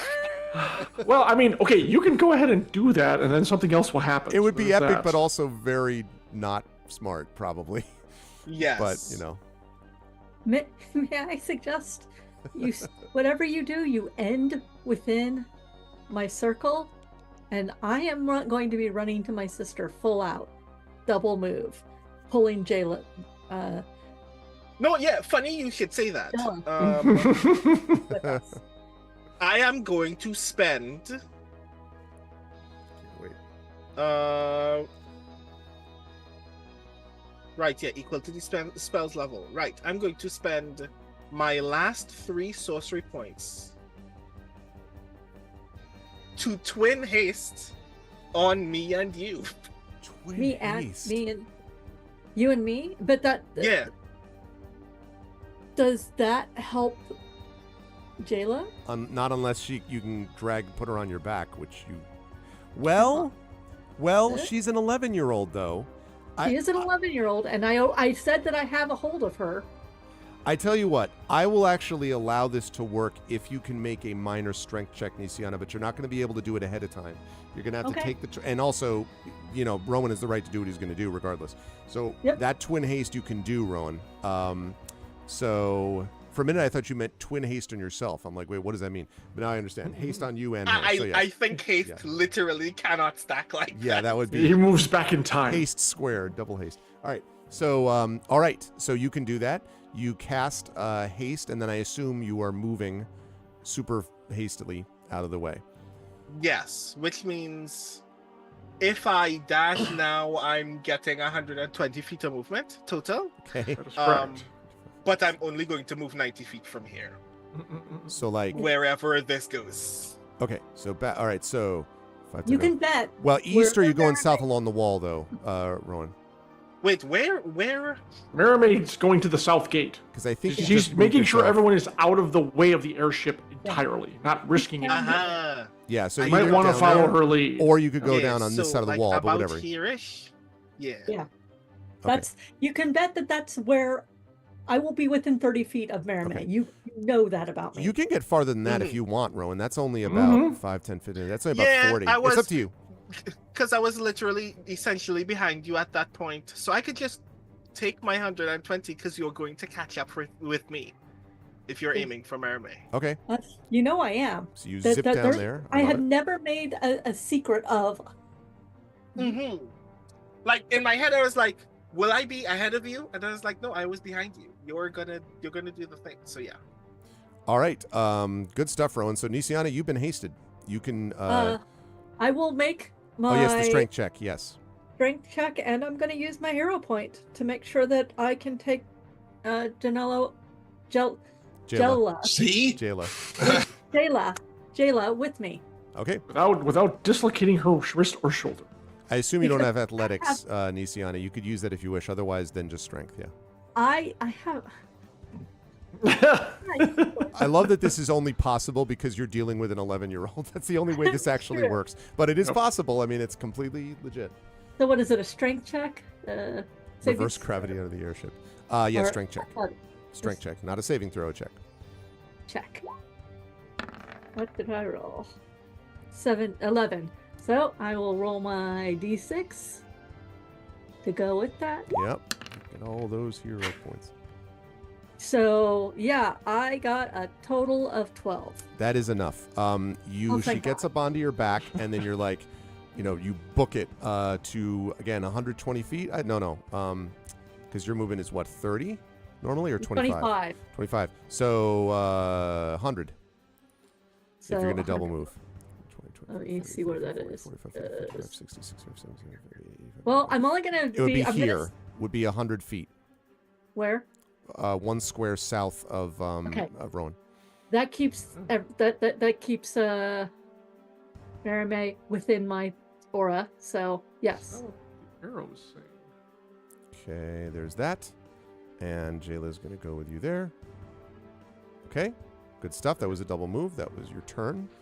Well done. Alarian, you were up. The ship is rapidly closing on your position. So I've got 60 feet that would put me right next to everybody. Okay, go ahead and do that. Okay. Well, I'm flying, so that's why. Zip. Oh, Yep. Sorry. Hang on. Let me get myself back. I'm assuming that you will be able to handle it. So there we go. And I want Chad to imagine, right, and all of you to imagine that as he's doing that, as they're doing this along the wall, sort of keeping it, they're sort of strafing, right, while the ship is, heading towards its ruin. It's like that scene out of the first Men in Black movie. When Yeah. the ship crashes at the end. Yep. Or for those of you who played the game, the Force Unleashed, the sequence where Starkiller basically brings down or not Starkiller, whatever the hell his name is. The protagonist brings down this basically Star Destroyer onto the planet. Okay, right. That's going to lead us to Tantin. Tantin and Spanner. Tantin, you see this thing coming. So Molt. Tantin is basically like, shit. And, and so he hauls ass down this way. 60 feet should get him about here. And as he's running along with everything, he's like, he starts to tell Spanner, steed, and then they're just gone. And he's like, all right, never mind. And so Spanner just keeps up with him and actually passes him a little bit. Well, he Okay. probably moves back to blocking with Jella. Okay. Jella? Jayla. J-Lo. J-Lo. Not J-Lo. Is it? It's Jaela. Jayla. Her name is Jalapeno. L. She's still J-Lo from the block.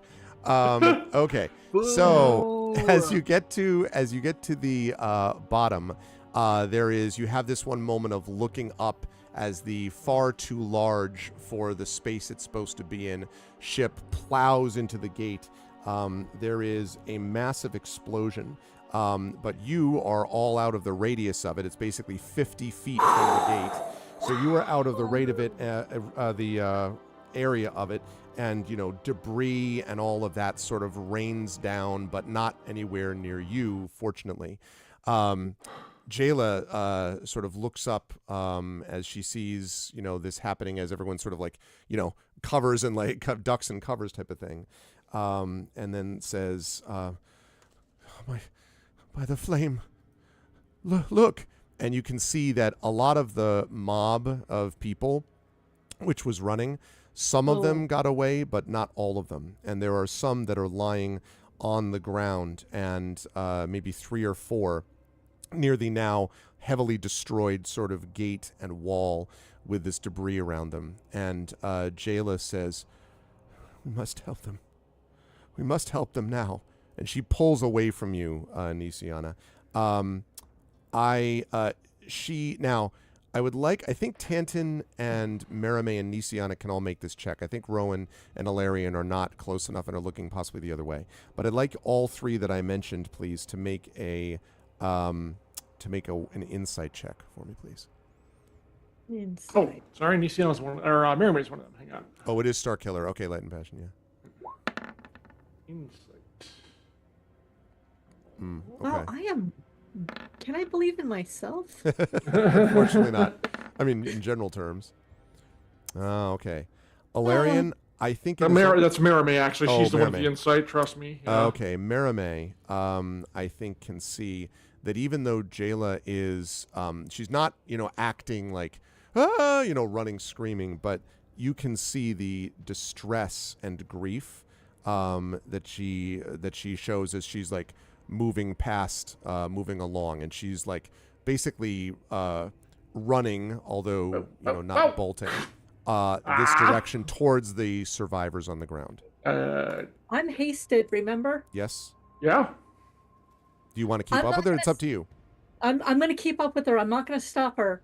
But what I am going to do is I'm going to keep my body between her and the arrow slit. I'm going to say, Okay. Tanton's going to stop her. Okay. Are you going to try? You can. Yeah, he's absolutely going to be, wait, and just try to grab a hold of her and stop her from running into a firestorm. All right.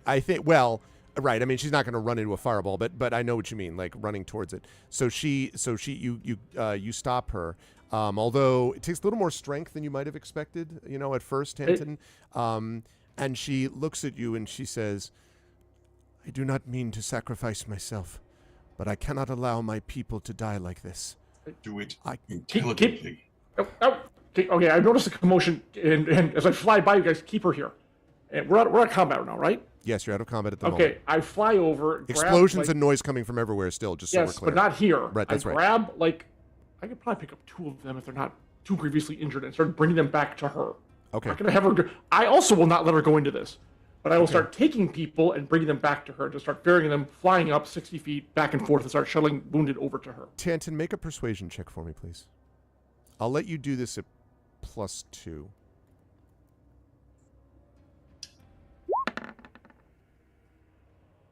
Uh, 25. Oh, okay. So she stops when you say that thing about do it intelligently. She stops and she kind of looks up at you for a moment, and you can see now without this insight check, there is an echo in her eyes of loss, Tanton, that you specifically remember because you've encountered it before. And it's that same kind of, it's not exactly, I'm sure there's trauma there. There is a strength and a desire to help, clearly, like she's not falling apart, but it's also she allows herself to accede to what you've said, but you can tell it is at great personal cost that she's doing it. Like, she is torn, very much so, but she doesn't, try to pull out of your grasp.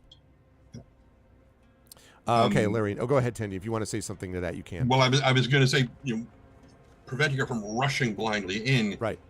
The next thing that, upon seeing her kind of, and kind of yield for a moment, say, we can move in closer, but we need to make certain that it's not only safe for you, but for the people we are trying to aid.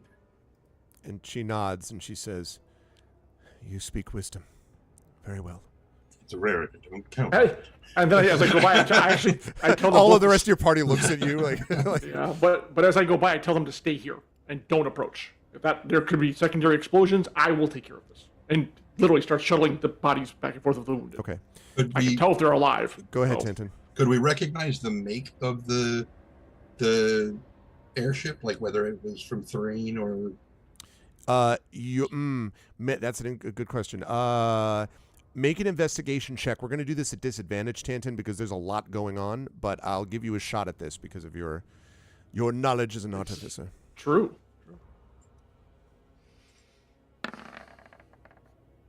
25. Yeah, Thrainish. Didn't you say to be not from Braylon. at disadvantage?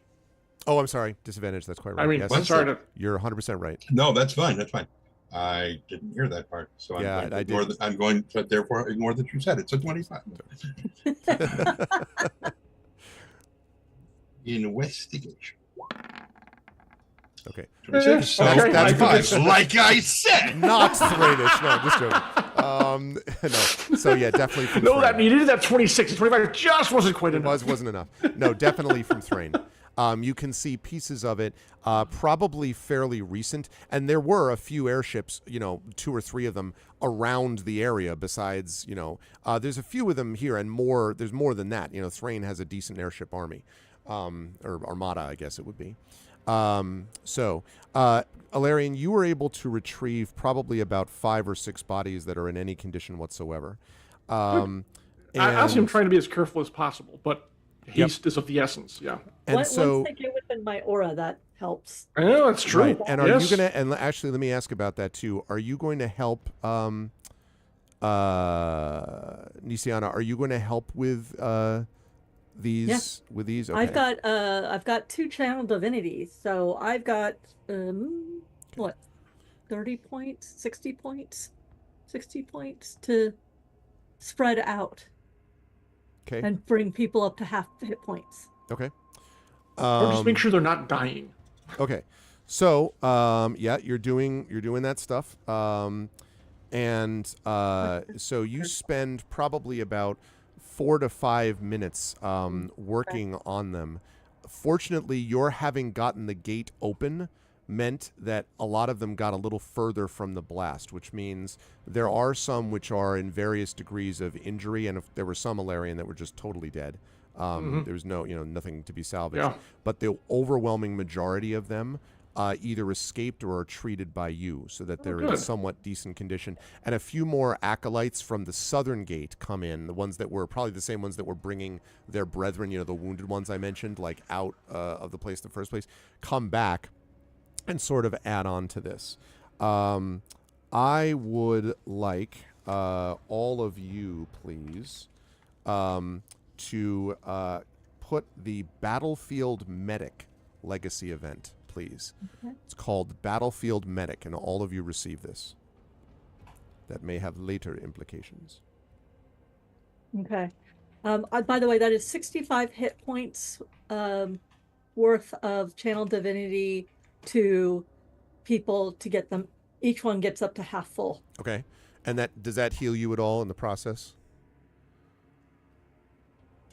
Let me. Just Actually, double checking. hold on. Yes, it does. So I actually, and it's a 2nd level thing, so I get 7 hit points back. Okay. All right. So you're sitting at 118. Yes. Jayla says, having attended, I said it takes a few minutes, and then she says once the last of the injured is sent off with her, with the acolytes, she says, "Thank you. There must have been, we needed to do something. But now we must get to that house." Yes. I have. Your aura's you said- probably up by now, I would guess. Well, you said Luciana. 4 minutes, so that puts me down to 2 minutes, which puts me down to. It's going to take you 2 minutes to get to the house, I would say. Yeah. So probably we can I mean, cancel this now. I've got enough that I can pop it up again if we need to. Yeah. but- I'm going to take it down for now. Arv, Yes. in the 4 minutes they were healing people, which is great. I was going to literally just peek my head over the wall and see, basically kind of do a little bit of scouting Okay. to see what's on the other side. So I would have been over here, and literally, again, just the head. Just the head. All right. I will show you what there is. And in fact, I will get rid of that one. Sorry, I will bring all... Well, I'm going to bring all of you for a moment over to this map. On the other side, you can see this pathway leading to a set of double doors here, which are right here, which seems to be the sort of the house that they were looking to get to, theoretically. And you see no sign of the Templars that ran away or anything like that. There's still a lot of flaming debris, but the debris is not like the flyer is not going to, is not in threat of putting anything else on fire. It's just pieces that you have to avoid. And the mansion is not on fire. No. Okay. No, because it missed it. It went into the gate. So Okay, just checking in case flaming debris explode. You never know. Yep. Just want to be sure. Okay. can I assume then that people are going to go from where you were to that spot? Yes, but using the south gate for obvious reasons. Yeah, that's fine. Yeah. Okay, so I'm going to just copy and paste you. I will go over the wall myself. So. Okay. So Yeah. let me just bring you over to... basically, Maybe. both paths, though, lead to this. So I didn't mean to put Rowan in the middle of the flower bush again. Sorry. Ow, ow, prickers. Ow. Okay, so you can position yourselves however you like, because we're closing in on something here. Okay, so you can position yourselves however you like, and Jayla, her not running forward, but with some speed, moves to the doors and. No, she's not. No. I will swoop in and pick her up off the ground if I have to. Well, you can go with her, but she is. And I will block her from reaching the door. And she looks up at you. You cannot assume anyone in here is on our side. You cannot assume there is anyone good waiting on the other side of this door. Please stand back and let us deal with this. And she says, "You will not be able to open the doors without me. And while what you say is true, it is also true that I am the keeper of the flame, and I must somewhat defend this place. I will not sacrifice myself, but neither will I allow myself to be carried from place to place like a sack of grain. Please, I will listen to you and let you escort me, but I must also be allowed to take charge of my own fortress." All right. Okay. In that case, give me one moment. Okay. Let's try this again. Hopefully, it'll work better. You punch her in the face or something and knock her out? Or... Yeah. Smack. No. You better help. I'm gonna try to heal my armor again. Hopefully, get a better roll this time. Okay, that's good. That's good. As All right. Lorraine just thinks to tangent Achilles and turn the ankle. Yeah. All right, so I'm not going anywhere. No. that gives me 22 points, and then what I do is place my hand on her shoulder. To the armor, you mean? Yeah, my armor. Okay. And I give her. Hold on a second. And you spike Aegis by accident. No. Sorry. No. Yes. I give her. I shared spirit with her, which gives her the benefit, the protection ability of my Aegis armor, +1 to her armor, to AC, and a D4 soul die. Which, so there you go. Yeah, and I was going to say, does that stack, Tanton, with your your bonding ward? Wait, the ward is still up, I guess? Yeah, it's an hour. It's an hour. Okay, cool. And mine lasts for 10 minutes until I dismiss it or they're 100 feet away. Don't let me forget about that ward. I put a note, Tanton, but don't let me forget about that. I'll make a deal with you. I won't forget about it if you will read Zoom chat. No, I'm about to. Yeah, sorry about that. I apologize. For some reason, it didn't pop up a chat reminder. Or I would have known that already. Normally, it shows me that. Jen, without spoiling anything, we're literally 2 minutes from the end. Okay. So that's why I didn't take it because we're in the middle of the combat. But yeah, we're literally 2 minutes from the end. So I was wrapping up now. This is when we normally stop, but we put a break in usually. This time, this combat ran over. So. Okay. So she, assuming you're good with this, then she opens the doors, having advised. Yes, then I will. Hold on. I will stand out of her way. Yep. Ready to. Crossbow is up and ready to shoot. Because over her because I'm like 7 feet tall. Yeah. 40 megajoule naval laser takes off her head. Damn it! Wow. See, this is what we were talking about. She opens the door to reveal what is a statue. You'll be happy to Okay, good. Not a golem. Shoot. I just wanted to keep that out there for a minute. God, okay. She opens the door to reveal, and the way she opens it, by the way, is that she bows in front of it and whispers a few words. And then the door opens, and it is a 15-foot tall statue of a warrior in plate armor standing in the center of this area, holding her sword aloft toward the sky. And there are decorative murals that are carved into the walls on either side of the entrance. You can actually see one of them here and one of them here. And she comes in gesturing to you to follow. The other option, if she could animate this and, on our side, great. That'd be great. Yeah, exactly. I'll move Miramay in. And Rowan and Tanton and Larry and all the rest of you are going in. Well, I'm waiting for Rowan to move his butt. He's going to. And then if I can close the doors behind me, I will do so unless she waves and she waves and they close herself. And you hear a resounding click as the doors lock. And she looks up at the statue and she says, "This is a statue of Tira Miron, the paladin who sacrificed herself to bind the demon Belshalor, one of the lords of dust. She is the voice of the silver flame." And she looks up, and there's a moment where you all sort of stare at this noble figure, and then you hear doosh, doosh, doosh, 3 pounding knocks upon the door you just came in from.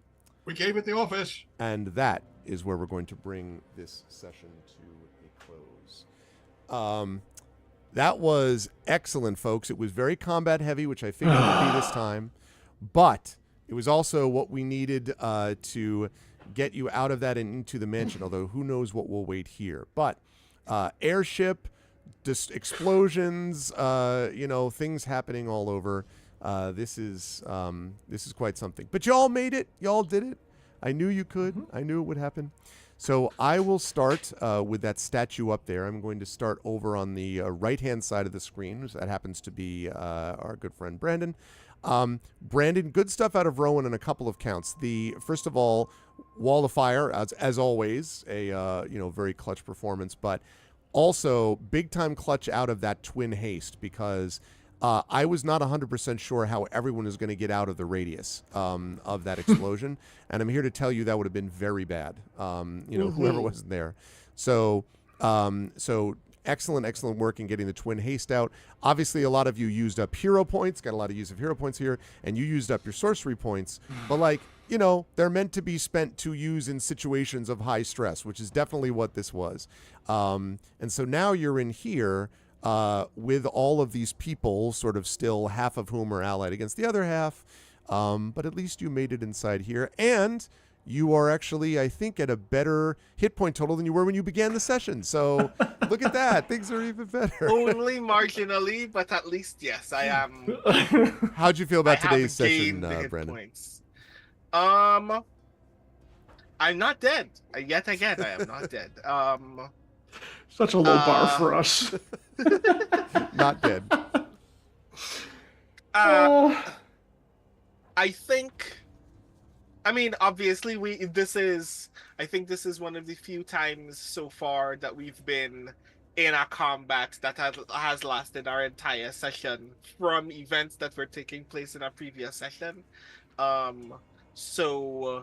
I, like my character Rowan, I'm very excited to no longer be here as soon as possible. As for that, that haste decision was not on account of making sure that Jayla was okay. That was just making sure that the life ward would still be active and would still hit me when I landed.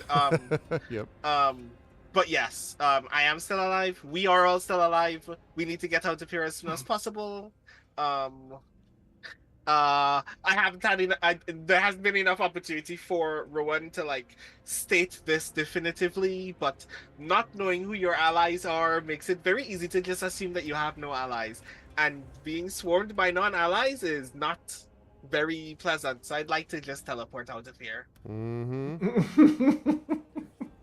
Cannot blame This is you me for letting said This thing. is Rowan letting Nisiana know off screen that we should just teleport out of here. Here we go. We should go now. We should be leaving now. We should now. Now. Now. We should just go. We should just go. So yeah, hi everybody, I'm Brandon O'Brien. I am a poet, writer, and game designer from Trinidad and Tobago. You can find almost all of the things that I make on the internet. On most social media, I am The Rising Tides, that's TITHES. I have a website that is also my newsletter, which is brandonobrien.xyz. I am possibly doing con things in October. World Fantasy is in Niagara Falls on the 3rd weekend of October, if I'm not mistaken. Then immediately after that is Big Bad Con. So that's going to be fun. Until then, I'm gonna be here at some point. The session that we were supposed to have earlier this week has been postponed, but at some point we are gonna do our Dune Imperium game on this channel. It just hasn't happened yet. But when it does happen, I guarantee you it's gonna be kick-ass. Take it from the person who has never consumed any Dune media. The thing that we have planned is actually very, very cool. Yeah, that's me, I think. I am very a part of my brain is off at the moment. But yes, thank you so very much for watching us do the thing. This is good stuff. Thanks, Brandon. Jen, obviously big work from Nisiana on the healing front as per usual. Did not expect that would be a concern, but it was interesting because Nisiana obviously had some things to consider in terms of taking care of Jayla, and as I say, it had not struck me until then, because I was like, man, it's going to be hard to deal with the Jayla situation with this, and it had not struck me that actually because you're dealing with an 11-year-old, it is theoretically possible that Nisiana could put her on back and then haste her way down. So it all made perfect sense. I love it when that stuff comes together and makes logical sense. And again, there is stuff that's going to happen with Nisiana and the healing going forward, given the sort of war zone experience that you're having again here too. And again, it's a war zone experience that you don't know how far it extends, right? Like, I mean, you just know that like half of the people you see have been like Thanos'd out, if you will, and are now working against you. So that's going to be a fair bit, I think, for Nisiana to do. And I'm it's a way, it's a little bit, it's a sort of unfortunate, but obviously that's how the roles went, that Merame didn't recognize that you were doing the life transference thing, because it would have been fun to see how that went down. But nonetheless, she did not. So I think you know, it is what it is. I'm sure there'll be other opportunities for those kinds of moments of character development to happen. How did you feel about today's session? Where will the fine folks find you next? Oh, you're muted. You're muted. It was a lot of running, and I was very much of the opinion that it is a good thing that Nisiana has absolute faith in her god. I mean, she has met him, so her thing was, I will stay at Jayla's side. We will survive no matter what, because I've got this thing going. But I will say, on the other side, she's kind of in triage mode. She will be thinking about the innocent people she has helped kill later. Yep. And that is going to be a thing that is not, I'm not sure when that's going to come up and how, because right now we really are in the middle of the battlefield, and she can panic later when she's not in the middle of trying to keep everyone alive. But yeah, that was, I mean, I'm very interested in the fact that someone's knocking on a door that we just closed. Yep. So that should be interesting. I'm Jennifer Brozak. I'm online as Jennifer Brozak pretty much everywhere. If you want to see my kitty cats, it's Jennifer_Brozak on Instagram. And my latest book is The Mosaic Run, actually, and my latest anthology coming out in 6 days, co-edited with John, is Shadowrun Machines, Magic and Mayhem, or Magic, Machines and Mayhem. There's a lot of mayhem. And otherwise, I will be back here in 2 weeks. So see me on Blue Sky or Facebook or Instagram. Good stuff. And yes, thank you, Jen. And yes, that Jen brings up a good point, which is that in case you're like, how does the next thing happen? You will find out about getting through this house and what happens after in the next session of Stonefire, which will happen in 2 weeks. So thank you, Jen. Good stuff tonight. John, obviously, Larian and Merame there was a lot going on, so well done on Jaegering Merame today. A lot of work from both of them. Larian also took a whole hell of a lot of damage with things, and with armor and everything else. But again, this is the whole point of having these resources, and I think of armor points and hit points, and obviously hero points, all those resources, is to spend them when needed, and that's what you had to do in this situation. So, and it'll be interesting, I think, to see that, you've got a lot of people to think about to try to protect yourself from, but as you've all noticed, the people that you're dealing with here also hit like for a lot, as might be considered appropriate for a level 13 adventure. So you have a lot of armor, but you've got people that are hitting for a lot in the process of dealing with that armor. So how did you feel about today, and where will the fine folks find you next? Yeah, clutch use of the hero point, so I stopped from being plane shifted or banished or whatever the hell that guy was trying to do to me. I'm starting to sense a theme. Well, the second thing, so three things. That's the first thing. Second thing, I want Marie to know that I left Marimé with more hit points than when she started as well. I think that counts as a positive achievement. Third, I'm starting to sense a theme here, Arv. First, you blow up our airship from under us. Then you try to land one on top of us. I'm seeing where this is going. I'm just telling you. I'm watching you, buddy. No. Yes, yes. It is great to be back. The It's next great to part play is with called everyone. explosion. Just so you know. I expected one's going to come out onto the ground and attack us, like a land shark. Right. Little airships. Little baby This was a lot airships. of fun to just jump right back into it in a very high pressure, very high stakes situation. Having to guard an 11-year-old who, the whole thing was a lot of fun.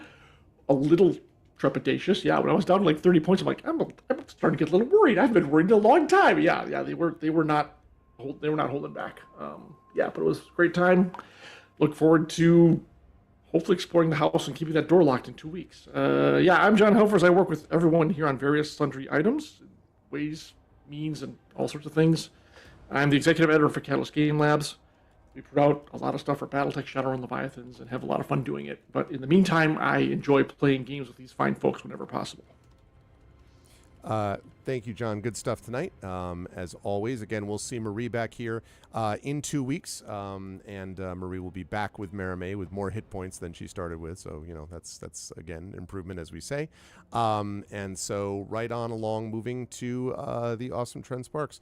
Couple of big things. First of all, Tantin's sharpshooter thing, again, doing some good work as per usual with this as well, and the different stuff with Spanner.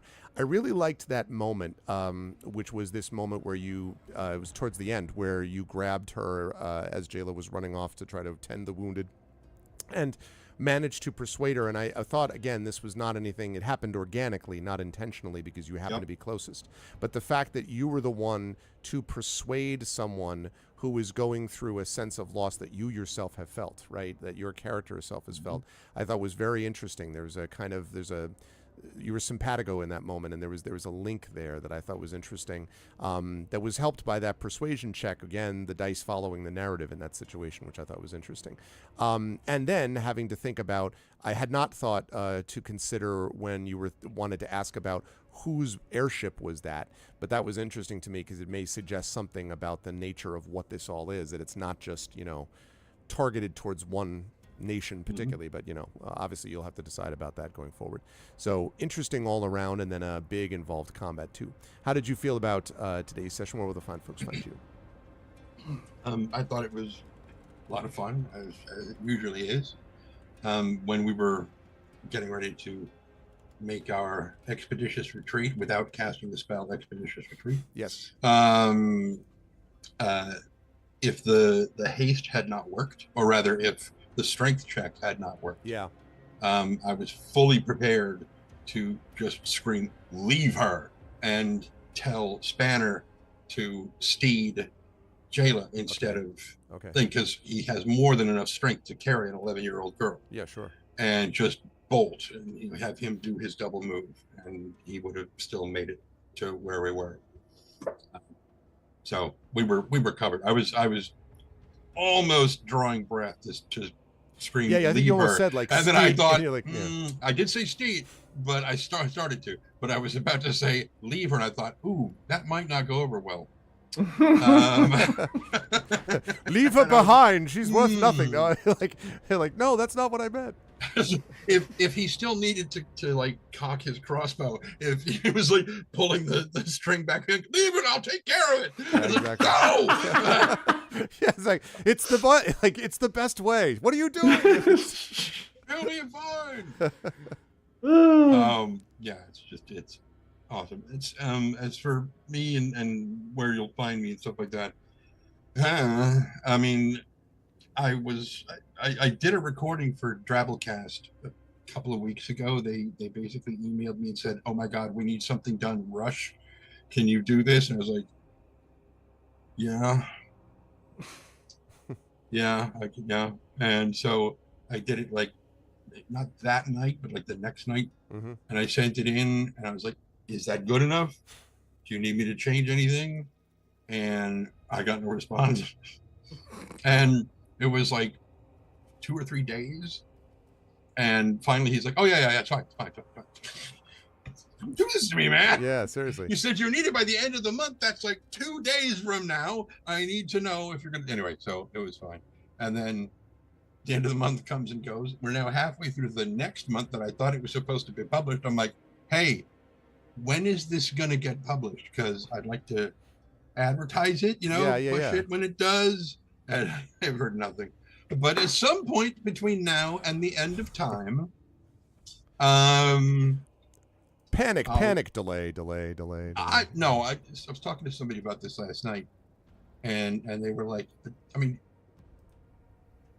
shouldn't they tell you this kind of thing? Because this is like your livelihood. I'm like, yes and no. I mean, as far as the contract is concerned, I've already done my part. I mean, my contract is complete with this. I've done the story. I've been paid. I really don't have any further. They did pay you. All right. Well, that's yeah. Oh yeah. Okay.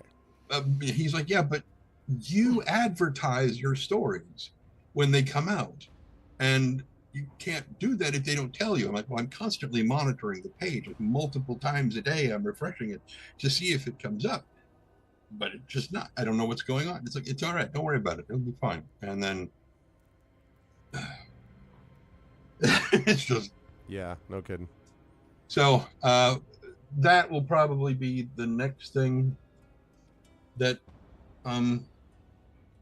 was actually, I think Eurofurence might be going on right now. What is today? Saturday? Today is Saturday. Then I recorded again a Rush thing. They weren't sure they were going to get all the voiceover recorded for the puppet show. It's the puppet show that they do at Eurofurence in Germany.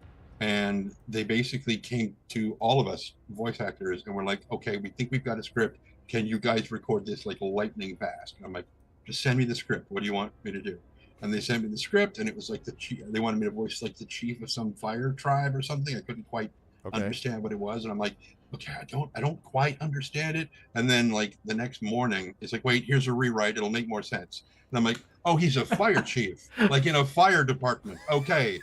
That was like a chief of some fire tribe. Now this makes more sense. I see.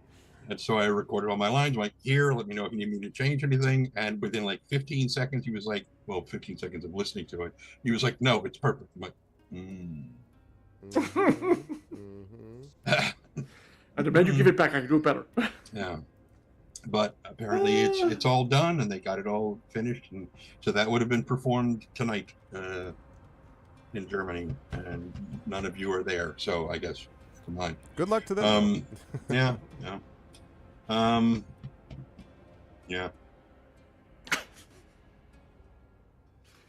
You've been listening to Tales with Trend. Exactly. Audio adventures with Trend Sparks. Yeah. Good stuff on all those fronts then. Thank you, all of you, for wonderful work tonight. I'm super excited for 2 weeks from now when we see what happens in the next part of Stonefire, which I would remind everyone is... House of the Dead Part 2. I think this is the... I want to make sure that this is the first or the second... Hang on a second. Yes, this is the third in this trilogy of adventures, which is known as the Drums of War storyline. So this is the ending of season 4. This is what this adventure is going to do. So when we get to the end of it, we'll be done with season 4 and heading on to season 5 and into the latter stages of the campaign. No. So exactly. So chat, can we get some love for the amazing Infinity and Beyond crew? Thank you, players. Great work tonight. Thank you to Brandon O'Brien. Thank you to Jennifer Brozek. Thank you to John Helfers.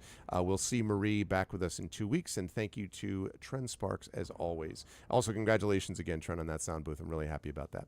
Yes. Great work from everybody. No idea. And we will see you folks soon. Bye for now.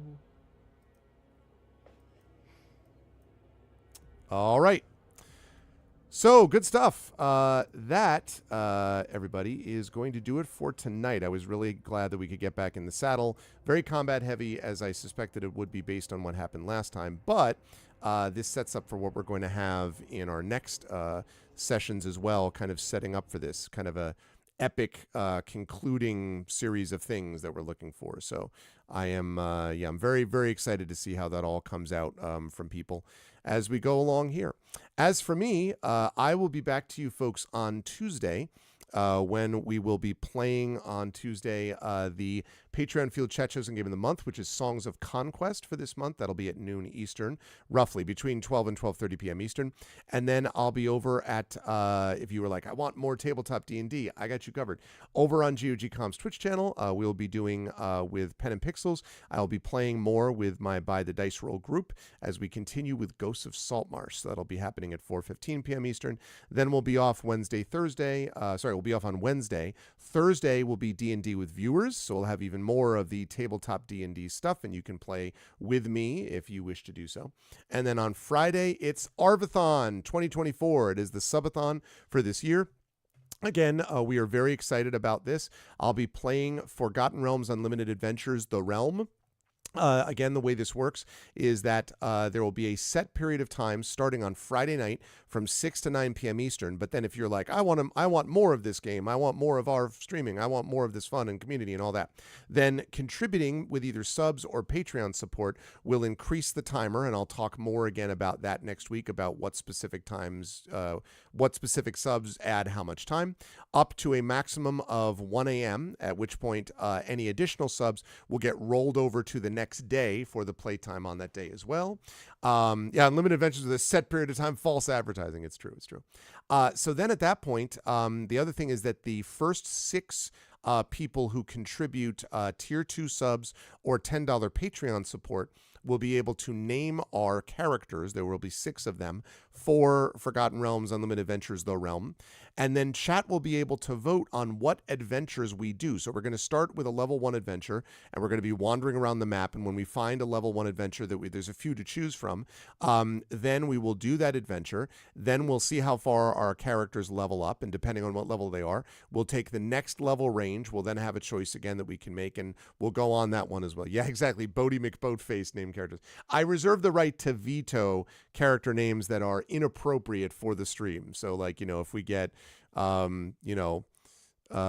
if we get like a name like Suck It Jerkface, I probably will say like that's not going to work. We're not going to have to do that. But I am very excited for this. I think it's going to do very well numbers wise and otherwise. I'm just very, very excited about Forgotten Realms and what it's going to do in terms of the subathon. So it's going to be great.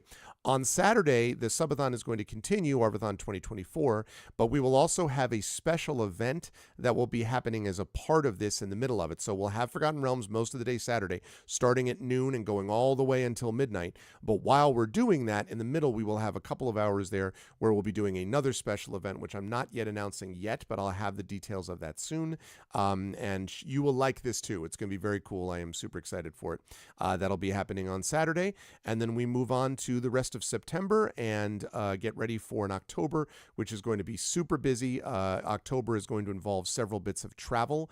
I have just found out, I've just officially found out that I am on programming for World Fantasy. So not only am I on programming for CanCon, but I'm on programming for World Fantasy, and I've got a couple of panels and maybe a reading there as well. That's happening up in Niagara Falls. So there will be a couple of remote streams, I think. And now I have a computer. I don't think I told you this. I now have a computer with a functional keyboard again, thank goodness, thanks to my university.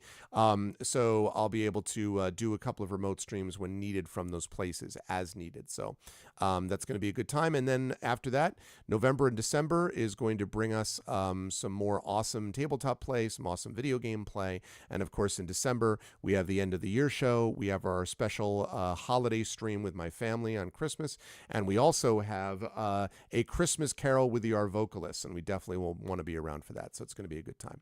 But that is going to do it for me for tonight. But we are going to do a raid because it's not super late. So the way we do a raid is simple. You're going to like these people that we're raiding too.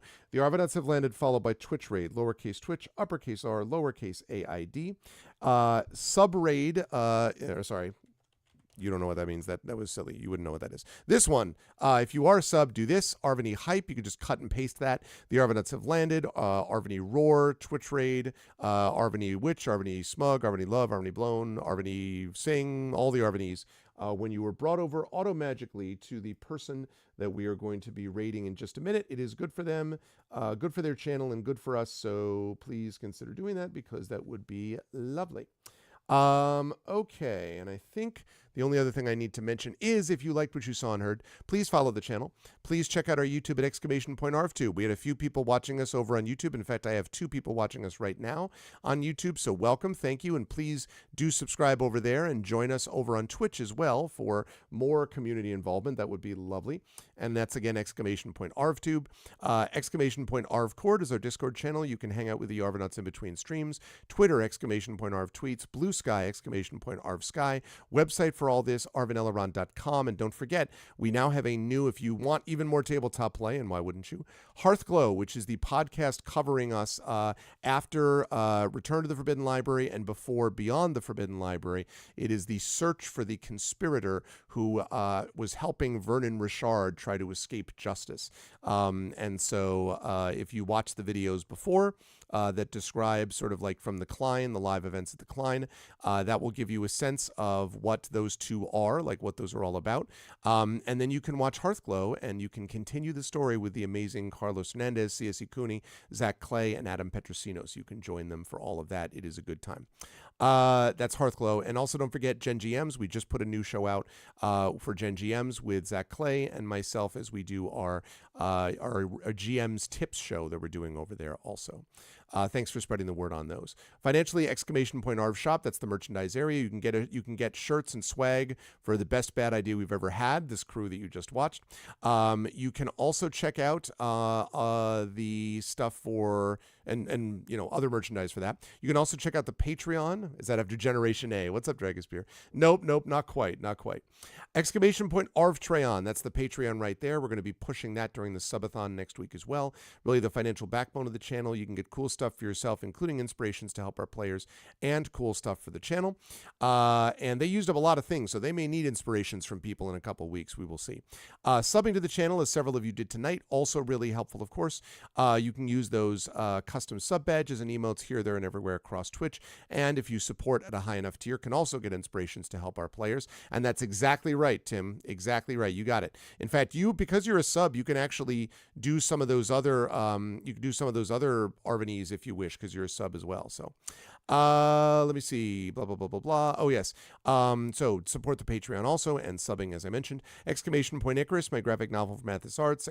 !Library, my Tales and Tomes from the Forbidden Library. That's my 5e adventure and sourcebook from Alligator Alley Entertainment. And !Greyshade, Renegade, Heretic. The first 3 are the first books, all the books of the Grey Assassin trilogy. You can get those now. You can get the audiobook of Greyshade from our very own Tren Sparks. Tren now has that sound booth. I'm so happy for him. That's really a big deal for him and for us because he helps us all out with the work that he does. So that's awesome. You can get that from Tren Sparks. You can also pre-order the Greyshade tabletop role-playing game coming out from Alligator Alley, and our good friend Brandon O'Brien, who you just saw on stream, that will be out late this year, early next year from Alligator Alley Entertainment. It's going to be very excited for more of that. Last but certainly not least, !BLM, Black Lives Matter, important to affirm and assert the significance and importance of Black lives. !Help Now, the World Health Organization page on suicide prevention. I believe it's Suicide Prevention Month, if I'm not mistaken, so even more important right now to remember to reach out to others when you need help and reach out to others when they need help as well. And Ukraine, Ukraine, to help the people of Ukraine as they fight back against an illegal and illegitimate war with bravery and courage, and send the message we will do so for others in that situation in the future. I want to thank all of the amazing people who were part of the stream tonight. Thank you to my wonderful mods, Dragonspear, Prince Justin, Shadow to Mage, Triffity Mats. Thank you so much as well, the best in the business. Thank you to my Patreon supporters and subscribers, Dragon, Prince Justin, Shadow Mage, Triffity Mats, Crit Twitch, Tim Coolish, Trendane. And thank you as well to my viewers. Thank you to Gon Eden, to Jagtress, Light and Passion, Nonstop, lurking there. Thank you to Radio Johnny Panda and the Rising Tides, Dabods. There you go, Dabods. And a special thanks, of course, tonight to the amazing members of Infinity and Beyond. Thank you to Tren. Thank you to Marie, even though Marie was sick and not with us today, but she'll be back in 2 weeks. Thank you, as always, to Brandon O'Brien. Thank you to Jennifer Brozek. And thank you to John Helfers for being amazing. That's going to do it for me. Stick around for the raid right after this closing video, and I will see you back on this channel on Tuesday for the Patreon-fueled chat-chosen game of the month known as Songs of Conquest Subathon, coming up in less than a week. Mark your calendars for Arvathon 2024. Thanks, everyone. Much love, and I will see you soon. Bye for now.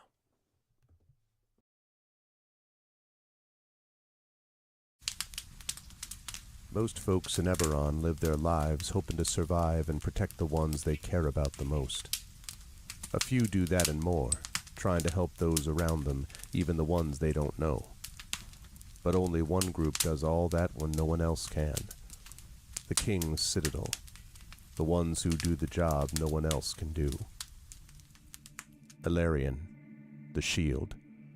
A star-forged aegis whose strength lies in their shield, their armor, and their will to keep the Citadel and its mission safe. Merime, the Sword. A Kalashtar bard whose dreams have grown more troubled, the sight of her future grown more dim, but whose skill in battle, wisdom in counsel, and love for her sister and the Citadel has grown even stronger. Tantan, the Brain.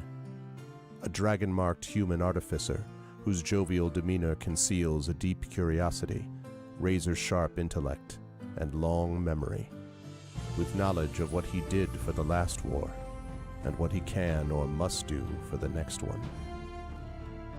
Nisiana, the Heart.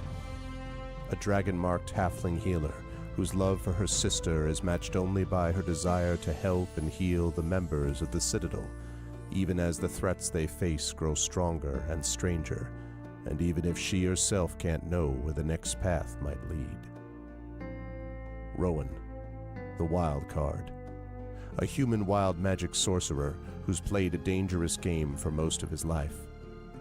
Now he's gone all in to save his friends. But will he have the chips to pay if his bet is called? These 5 elite operatives came together to aid the salvage outpost of Salvation, where the Grey hovers nearby, a threat and a promise. With the Oracle of War, they found an artifact powerful enough to end a war, or begin one. They traveled to Sharn, City of Towers, and started to unravel the Oracle's mysteries while stopping assassination attempts from the Emerald Claw and the Nation of Thrain. They found Sky Blue, the daring thief somehow tied into the ancient draconic prophecy, and stopped the Claw operative Erulin Karnak before traveling back to Salvation and into the Grey to take down the repurposed Conclave outpost, repel a war-forged invasion, and take the fight to the Lord of Blade's secret fortress, Razorcrag. They found an elemental forge of great power and rescued both hostages from Salvation and the maker of the Oracle of War himself. But the cost, and Braelish soldiers and the mighty floating fortress Argonth taken by the Lord of Blades himself, was high. Now the King's Citadel must widen their world, traveling to the neighboring countries of Karnath, Thrain, and beyond. They've saved Salvation, navigated Sharn, and neutralized Razorcrag. But can they learn the Oracle's secrets, unmask the Emerald Claw, and stop a war? Only if they remember that in the end all they have is each other and the King's Citadel. Long live the King. Welcome to Eberron. Welcome to Corvair. Welcome to the world beyond Salvation.